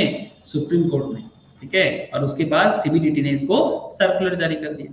सिंपल बात है। Okay, mandatory quoting of enrolment ID where person does not have Aadhaar number. ठीक है, अगर आपके पास आधार नंबर नहीं है तो आप एनरोलमेंट आईडी जो है उसको यूज कर सकते हैं जब तक नहीं मिलता। Intimation of Aadhaar number two prescribe authority, जैसे आपको आधार नंबर आ जाए तो जिस अथॉरिटी के पास आपको बताना चाहिए आधार नंबर के बारे में, आप प्रेस्क्राइब अथॉरिटी को उसके बारे में बता दीजिए कि भाई आपको आधार मिल चुका है, ठीक है। तो इसी के बारे में यहाँ पर बोला है। Consequence to failure intimate Aadhaar number, अगर आप आधार नंबर फेल करते हो, if a person fails to intimate the Aadhaar number, the permanent account number allotted to such person shall be made inoperative. Even PAN number भी inoperative हो जाएगा after the dates are notified in the prescribed manner. मतलब number inoperative हो जाएगा। Accordingly, Rule 114 AAA specifies the manner of making permanent account number inoperative. समझ रहे हो sir? मतलब आधार नंबर अगर इंटीमेट करने में भूलते हो तो आपका पैन नंबर इनऑपरेटिव हो जाएगा और उसमें बहुत जगह में आपको दिक्कत बढ़ जाएगा, ठीक है। तो इसके बारे में ये 2 पॉइंट यहाँ पर है, आप एक बार गो थ्रू कर सकते हो।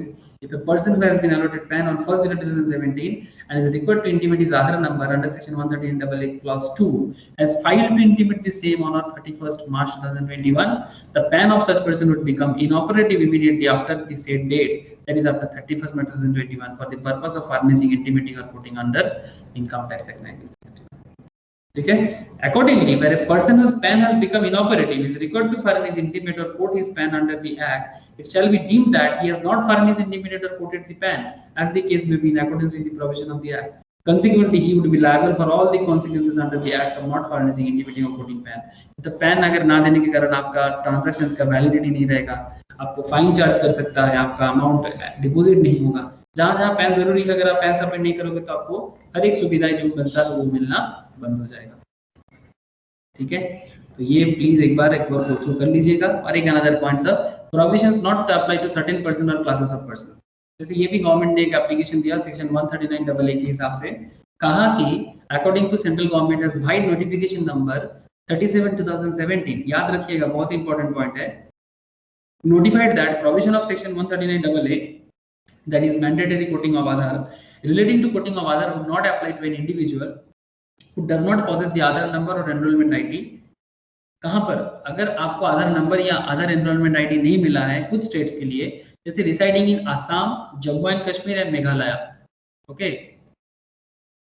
अगर आप आसाम में हो, जम्मू कश्मीर में हो या मेघालय में हो, और अगर आपके पास आधार नंबर या एनरोलमेंट आईडी नहीं है तो फिर आपके लिए मैंडेटरी नहीं बनेगा, प्रोविजन अप्लाई नहीं होगा। Non resident as per income tax act 1961, अगर आप इंडिया का रेजिडेंट नहीं बने, अगर आपका एज 80 इयर्स और मोर है at the time during the previous year, तो भी आपके लिए मैंडेटरी नहीं है। And not a citizen of India, मतलब आधार मैंडेटरी नहीं है, not a citizen of India. अगर आप इंडियन सिटीजन नहीं हो तो फिर आपके लिए भी आधार मैंडेटरी नहीं होता है, दैट इज 139AA मैंडेटरी नहीं हो। तो याद रखिएगा सर, 3 स्टेट आसाम, जम्मू कश्मीर, मेघालय, कुछ प्रॉब्लम है, I hope you all no sir, ठीक है। आसाम, जम्मू कश्मीर, मेघालय में कुछ इश्यूज है, ठीक है। अच्छा, बाकी non resident income tax act 1961 you have to know, as 80 years से ज्यादा इनके लिए आधार मैंडेटरी नहीं किया गया है, बिकॉज उनके लिए प्रॉब्लम है आधार बना कि नहीं बना, that's the issue. And not a citizen of India, ये इसलिए एकदम लॉजिकल है, एकदम लॉजिकल है। Scheme for submission of return of through tax return preparers, important point है सेक्शन 139B। सर 2 मिनट का ड्रिंक्स ब्रेक, फिर मैं ये पॉइंट को आपको बताऊंगा, इंपॉर्टेंट है, very very important sir. Tax return preparer,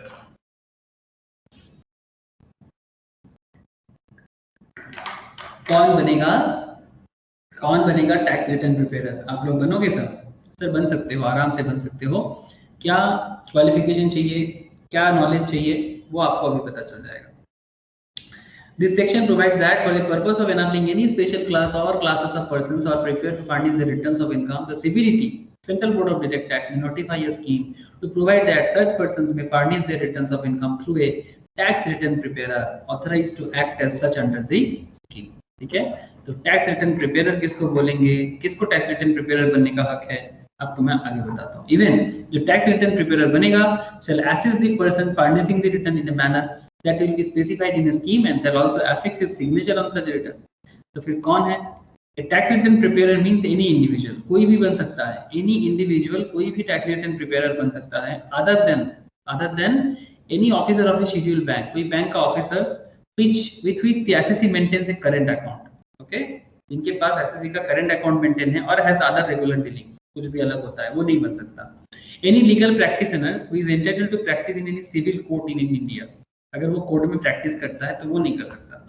कोई अकाउंटेंट है तो नहीं कर सकता। An employ of the specified class और क्लासेस ऑफ पर्संस, अगर गवर्नमेंट ने बोल दिया है तो, who has been authorized to act as a tax return preparer under this scheme, ठीक है। तो एनी इंडिविजुअल, अब बात है सर ये स्पेसिफाइड क्लास और क्लासेस ऑफ पर्संस कौन है? स्पेसिफाइड क्लास और क्लासेस ऑफ पर्संस के अंदर कौन आ जाता है? स्पेसिफाइड क्लास और क्लासेस ऑफ पर्संस के कारण for this purpose means any person other than a company और ए पर्सन जिसका अकाउंट ऑडिट होता है 44AB के हिसाब से tax audit or any under existing law who is required to fund his return of income under this act. ठीक है, उनको स्पेसिफाइड क्लास और क्लासेस ऑफ पर्संस कहा जाता है। The scheme notified under the said section may provide the following: the manner in which the period of for which the tax return preparer shall be authorized, educational and other qualifications to be proposed, and the training and other conditions required to be fulfilled by a person act as a tax return preparer. Okay, तो ये कुछ propose किया है। The code of conduct of for the tax return preparer जरूरी है, duties and obligation of the tax return preparers ये भी जरूरी है, and the duties and obligations circumstances under which the authorizations given to tax return preparer may be withdrawn। अगर situations कुछ ऐसा हो तो फिर tax return preparer को authorizations उठाने का भी पावर CBDT के पास है, and any other relevant matters as may be specified in the scheme वो भी हो सकता है। Accordingly, the CBDT has exercised the powers conferred by this section framed the tax return preparer scheme 2006। CBDT ने एक tax return preparer scheme बनाया which came into form 1/12/2006 से। Applicability of this scheme: the scheme is applicable to all eligible persons। ये scheme सभी eligible persons के लिए है। Sir, eligible persons कौन है? Sir, eligible persons being individual और a Hindu undivided family। Okay, HUF and individual कर सकते हैं।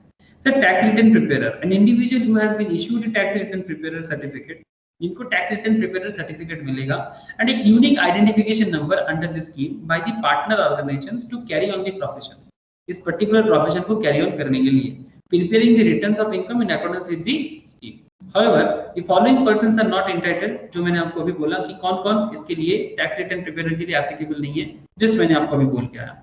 एजुकेशनल क्वालिफिकेशंस के बारे में क्या बोला सर?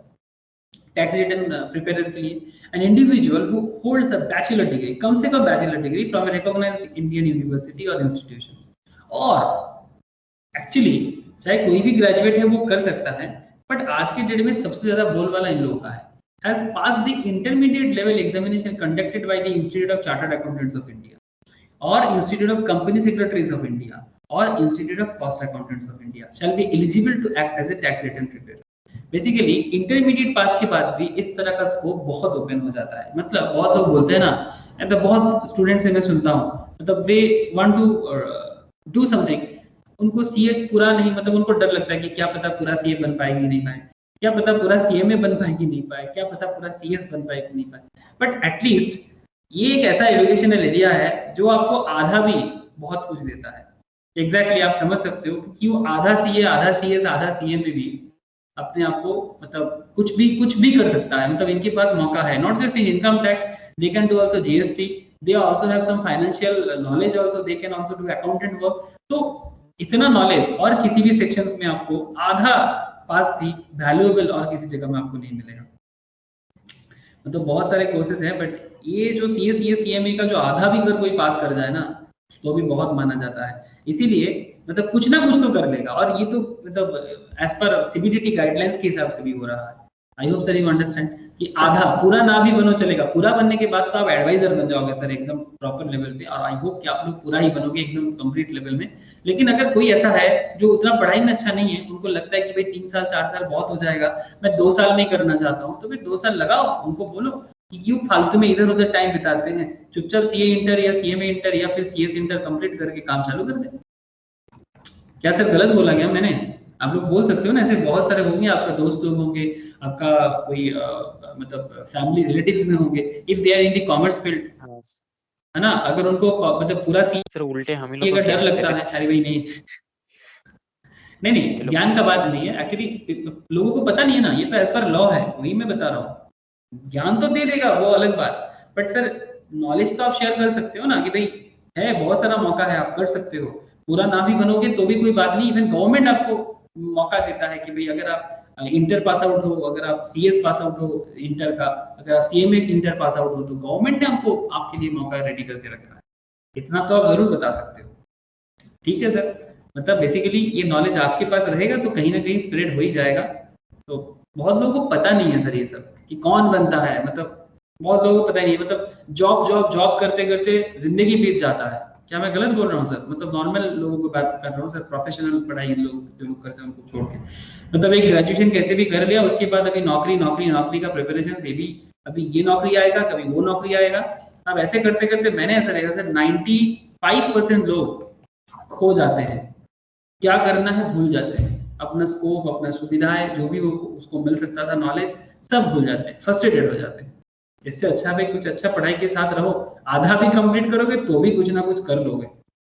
एरिया तो है, बस उस एरिया में कोई पहुंचना नहीं चाहता, वो अलग बात। स्कोप है सर, इसलिए मैं आप लोगों को बोला।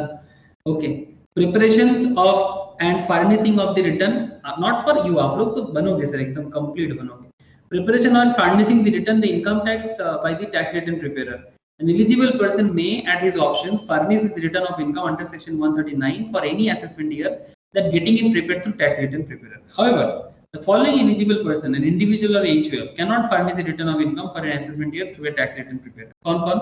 जिनका टैक्स ऑडिट होता है वो टैक्स रिटर्न प्रिपेरर के पास नहीं जा सकता, बिकॉज टैक्स ऑडिट के लिए आपको चार्टर्ड के पास जाना पड़ेगा। ठीक है, आप समझ रहे हो ना sir? Who is carrying out business or profession during the previous year and accounts of the business or profession for the previous year required to be audited under section 44AB. Company भी नहीं जा सकता because company का भी audit मास्ट है। ठीक है, who is not resident in India during the previous year, वो भी नहीं कर सकता, इनको भी कोई ना कोई चार्टर्ड के पास ही जाना पड़ेगा या फिर CMA के पास भी जा सकता है डिटेल्स वगैरह कराने के लिए। टैक्स रिटर्न प्रिपेरर का क्योंकि क्वालिफिकेशन लो है इसलिए उनको ये पावर नहीं दिया जाता। An eligible person cannot furnish a revised return of income for any assessment year through a tax return preparer. अच्छा, ये जिनके बारे में अभी मैंने कहा, ये लोग रिवाइज रिटर्न भी फाइल नहीं कर सकता है, मतलब टैक्स रिटर्न प्रिपेरर के थ्रू से। ठीक है, तो याद रखिएगा, मतलब टैक्स रिटर्न प्रिपेरर का कुछ लिमिटेशंस भी बोल के रखा है, तो वो लिमिटेशंस का भी आपको ध्यान थोड़ा रखना चाहिए। जैसे यहाँ पर एक बोला है सब, अच्छा एक नोट है, it may be noted that as per section 139 N employ of specified class, ठीक है ये जरूरी नहीं है। अच्छा ये इलस्ट्रेशन देखो, Mrs हेताल, an individual engaged in the business of beauty parlor, किसके लिए engaged है? ब्यूटी पार्लर के लिए, has got her books of account for financial year ended 31st March 2021 audited under section 44AB. Her total income for assessment year 21-22 is 6,35,000. She wants to furnish a return of income for assessment year 21-22 through a tax return preparer. Can she do so? हाँ sir, क्या वो कर सकता है? Mrs हेताल कर सकती है क्या? नहीं, क्यों? टैक्स ऑडिट होता है ना इसका।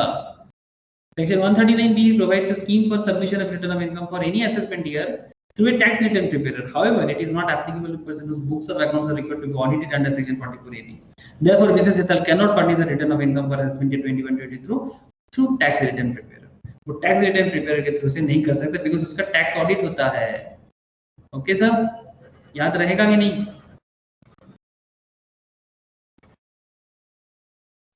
अरे बोलो सर, याद रहेगा कि नहीं रहेगा? Yes sir. ओके, अच्छा ये वाला एक बार थोड़ा सा देख लेना। Power of CBDT to dispense with furnishing documents etcetera with the return and filing of return in electronic form. Section 139C provides that CBDT may make rules providing for a class or classes of persons who may not be required to furnish documents, statements, receipts, certificate, reports of audit or any other document which are otherwise required to furnish along with the return under any of the provisions of this act. अब इसमें क्या कहता है sir? However, on demand, state documents, statement, receipt, certificate, report of audit or any other documents have to be produced before the assessing officer. जरूरत में देना पड़ता है। Section 139D empowers CBDT to make rules providing for. तो ये CBDT को power देता है 139D. The class or classes of person who shall be required to furnish the return of income in electronic form. The form and the manner in which the return of income in electronic form may be furnished. मतलब किनको करना पड़ेगा? Mandatory. The document, statement, receipt, audit report सब कुछ जमा करना पड़ेगा। Computer resources of electronic record जहां पर वो डेटा मेंटेन कर रहा है वो भी सबमिट करना पड़ सकता है। ठीक है, ये पावर किसके पास है? सीबीडीटी के पास है, जरूरत पड़ने से वो ले सकता है। Persons authorised to verify return of income, क्या आप अपना रिटर्न ऑफ इनकम वेरीफाई कर सकते हो? सेक्शन 140 आपको ये बात ताकत देता है सर। 2 पॉइंट है, एक 140 इसमें और एक है सर वो सेल्फ असेसमेंट का। 5 मिनट वेट कर जाओ, अब भी समझ में आ जाएगा। Persons authorised to verify return of income, section 140।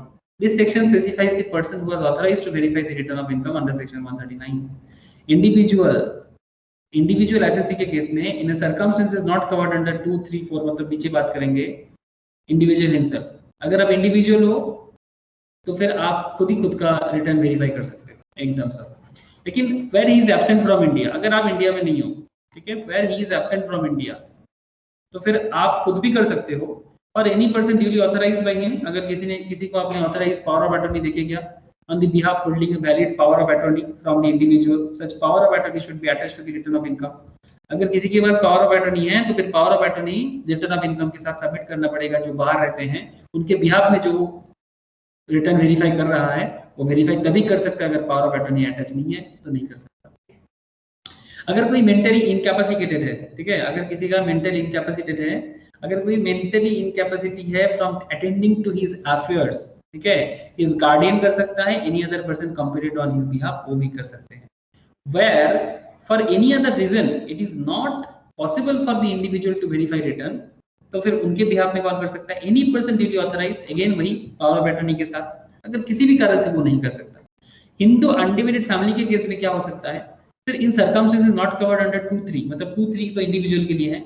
Normal Hindu undivided family के केस में कर्ता, ओके, पर कर्ता is absent from India, any other adult member of each year, अगर कर्ता इंडिया में नहीं है, any other adult member of each year, पर द कर्ता is mentally incapacitated from attending to his affairs, any other adult member of the each year. Sir company के case में कौन वेरिफिकेशन कर सकता है एनुअल रिटर्न का, रिटर्न फाइलिंग का? सर इन सर्कमस्टेंसेस जो ऊपर में इंडिविजुअल और एचयूएफ के लिए बोला उसको छोड़ के managing director of the company, कौन है सर, मैनेजिंग डायरेक्टर, और where for any unavoidable reason such managing director is not able to verify the return, or whereas there is no managing director, any director of the company or any other person has been prescribed for this purpose. Where the company is non-resident in India, अगर company not resident है India का, a person holds a valid power of attorney from such company to do so, such power of attorney should be attached to the return, अगर power of attorney जिसके पास होगा वो return verify कर सकता है। Common sense नहीं, आधे से ज्यादा चीज हो जाएगा, बट एक बार गो थ्रू तो करके रखो, तभी क्वेश्चन करोगे तो समझ जाओगे। अच्छा, लिक्विडेटर भी कर सकता है, पर company is being wind up, अगर कंपनी विंड अप हो रहा है, कंपनी बंद हो रहा है और उसके रिटर्न फाइलिंग का जो भी डेटा है और मैनेजिंग डायरेक्टर नहीं है, तो इन दैट केस, अच्छा मैनेजिंग डायरेक्टर है भी तो अगर कंपनी विंड अप पोजीशंस पे आ गया है, कोर्ट के हाथ में है, under the order of court, otherwise liquidator करेगा, मतलब जो कंपनी बंद करने का प्रोसेस में काम करने आता है। पर any person has been appointed as receiver of any asset of the company, तो भी लिक्विडेटर, ओके, मतलब जो कंपनी को बंद करने का प्रोसेस में काम करता है। नॉर्मली सीए, सीएस, सीएमबी करते हैं, एज वेल एज वैल्यू और एक्चुअलीज करते हैं, ठीक है, ये भी एक अच्छा पढ़ाई है sir, actuarial science. Where the management of the company has been taken over by the central government or any state government, तो फिर कौन करेगा? अरे सर, principal officer of the company करेगा। Sir, where application for corporate insolvency resolution process has been admitted by the adjudicating authority under the insolvency and bankruptcy code, in that case insolvency professional appointed by such adjudicating authority, मतलब insolvency professionals में जुड़ा हुआ कोई भी authority का लोग return verify कर सकता है। अगर कोई फर्म का बात हो, बेसिकली पार्टनरशिप का बात चल रहा है सब, पहले जो भी कवर नहीं हुआ है, managing partner of the firm, sir common sense है ये, एक बार प्लीज गो थ्रू कर लेना, इसमें मुझे ज्यादा कुछ बोलने का जरूरत नहीं है। हाँ सर, ये इजी है, एक बार गो थ्रू करने से समझ जाओगे, कुछ नहीं है। एलएलपी के केस में डेजिग्नेटेड पार्टनर सिंपल है, प्लीज एक बार गो थ्रू कर लेना सर, बिकॉज ये कॉमन सेंस में बना हुआ है। सर ये लास्ट पॉइंट है, self assessment, section 148। Self assessment है क्या सर, पहले ये तो जान लो। सर हम लोग payment of tax, interest and fee before furnishing return of income, return of income furnish करने से पहले अगर आपने टैक्स पेमेंट करके रखा, इंटरेस्ट एंड फी पेमेंट करके रखा, तो आपको उसको बोलते हैं सर सेल्फ असेसमेंट। फिर any tax is payable on the basis of any return required to be furnished under related with section 139 after taking into account the amount of tax already paid under any provision of the Income Tax Act 1961, that TDS or TCS collected at source, payment हो चुका है या collect हो चुका है, any relief under claimed under section 89, salaried persons को मिलता है, कोई पुराना amount of income अभी आपको रिसेंटली मिल रहा है तो फिर उसमें आपको रिलीफ मिलता है टैक्स में। Any tax credit claim to set off in accordance with the provision, कोई टैक्स क्रेडिट है 115 जेटी के तहत, एनी टैक्स और interest payable as per the provision of section 191 subsection 2। अगर इस ऐसा किसी भी तरह का असेसमेंट आपने पहले ही कर चुके हो तो उसको कहते हैं सेल्फ असेसमेंट टैक्स, ठीक है। The assessee shall be liable to pay such tax together with interest and fee payable under any provision of this act for any delay in furnishing the return on any default or delay in payment of advance tax before furnishing the return. The return shall be accompanied by the proof of payment such tax, interest and fee. मतलब अगर आप कुछ भी TDS, TCS जो भी करते हो उसका प्रूफ आपके पास होना चाहिए, नहीं तो बाद में क्लेम नहीं कर पाओगे, ठीक है, बाद में क्लेम नहीं कर पाओगे। फिर इसका कैलकुलेशंस है, मैं आपको क्वेश्चन शेयर करूंगा अभी, तो आप लोग एक बार घर पे देखिएगा ना, आपको समझ आ जाएगा। Order of adjustment under amount paid by the assessee, मतलब जो भी अमाउंट, अब अगर आपने मानो कि सेल्फ असेसमेंट करके पहले कुछ अमाउंट पे कर दिया रिटर्न फाइल का डेट से पहले, तो रिटर्न फाइल में अगर अमाउंट ज्यादा हो रहा है तो फिर आपका जो सेल्फ असेसमेंट टैक्स है, ठीक है, सपोज आपका सेल्फ असेसमेंट टैक्स है 2 लाख, और उस सेल्फ असेसमेंट के अंदर आपका TDS, TCS, advance tax, penalty, interest सब कुछ मिलके आपने दे दिया, और बाद में आपका जब रिटर्न फाइलिंग हो रहा है तब हिसाब हो रहा है सर कुछ 3 लाख का। अब ये 2 लाख पहले किसके साथ एडजस्ट होगा, इसी के बारे में कहा है, ठीक है। तो इसके बारे में मैं आपको एक सिंपल कह सकता हूँ, इसके बारे में मैं आपको एक समरी बता के भी सिंपली समझा सकता हूँ कि क्या खेल होता है। चलो देख लो sir, just look here. Self assessment tax के बारे में क्या कहा है 140A के तहत, tax payable, tax on total income, advance tax paid, TDS, TCS, relief under section 89, tax credit अगर कुछ भी 115 जेडी में क्लेम है, tax and interest payable under section 191 subsection 2। ये कौन पेमेंट किया है, सेल्फ असेसमेंट टैक्स है, ऑब्वियसली एसएससी ने पेमेंट कर चुका है। Now return to be accompanied by proof of payment, अगर जो भी आपने पे किया सबका प्रूफ चाहिए ना, tax payable, interest under section 134A, 234B and fee payable under 234F। अब जो भी आपने पेमेंट कर चुका और जब आपका रिटर्न का टाइम हुआ, अब इसका एडजस्टमेंट होगा। सपोज आपने सेल्फ असेसमेंट करके 2 लाख दिया है, लेकिन आपका बाद में 3 लाख हो रहा है, तो फिर एडजस्टमेंट कैसे होगा, जो भी पेमेंट पहले का है सबसे पहले एडजस्ट होगा फी के साथ।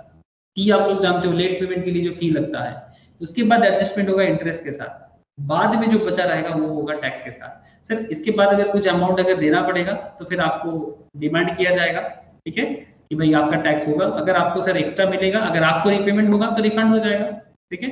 तो ऑर्डर और एडजस्टमेंट कैसा है कि 2 लाख आपने पेमेंट किया, 3 लाख आपका हो रहा है से फॉर एग्जांपल रिटर्न के टाइम पे, तो एडजस्टमेंट कैसे होगा, पहले होगा फी के साथ, फिर होगा इंटरेस्ट के साथ, उसके बाद बाकी अमाउंट टैक्स के साथ एडजस्टमेंट होके आपका डिमांड होगा, मतलब डिमांड नोटिस भेजेगा कि आपको रिफंड नोटिस भेजेगा, वो देखा जाएगा। समझ में आया sir? This is in simple self assessment tax, और कुछ नहीं। ओके, समझ आया सर?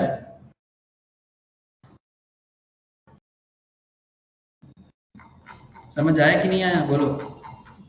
यहाँ पर मैंने काफी सारा क्वेश्चन देके रखा, ठीक है। मैं आप लोगों को प्लीज आज ही आप लोग प्लीज एक बार गो थ्रू कर लीजिएगा।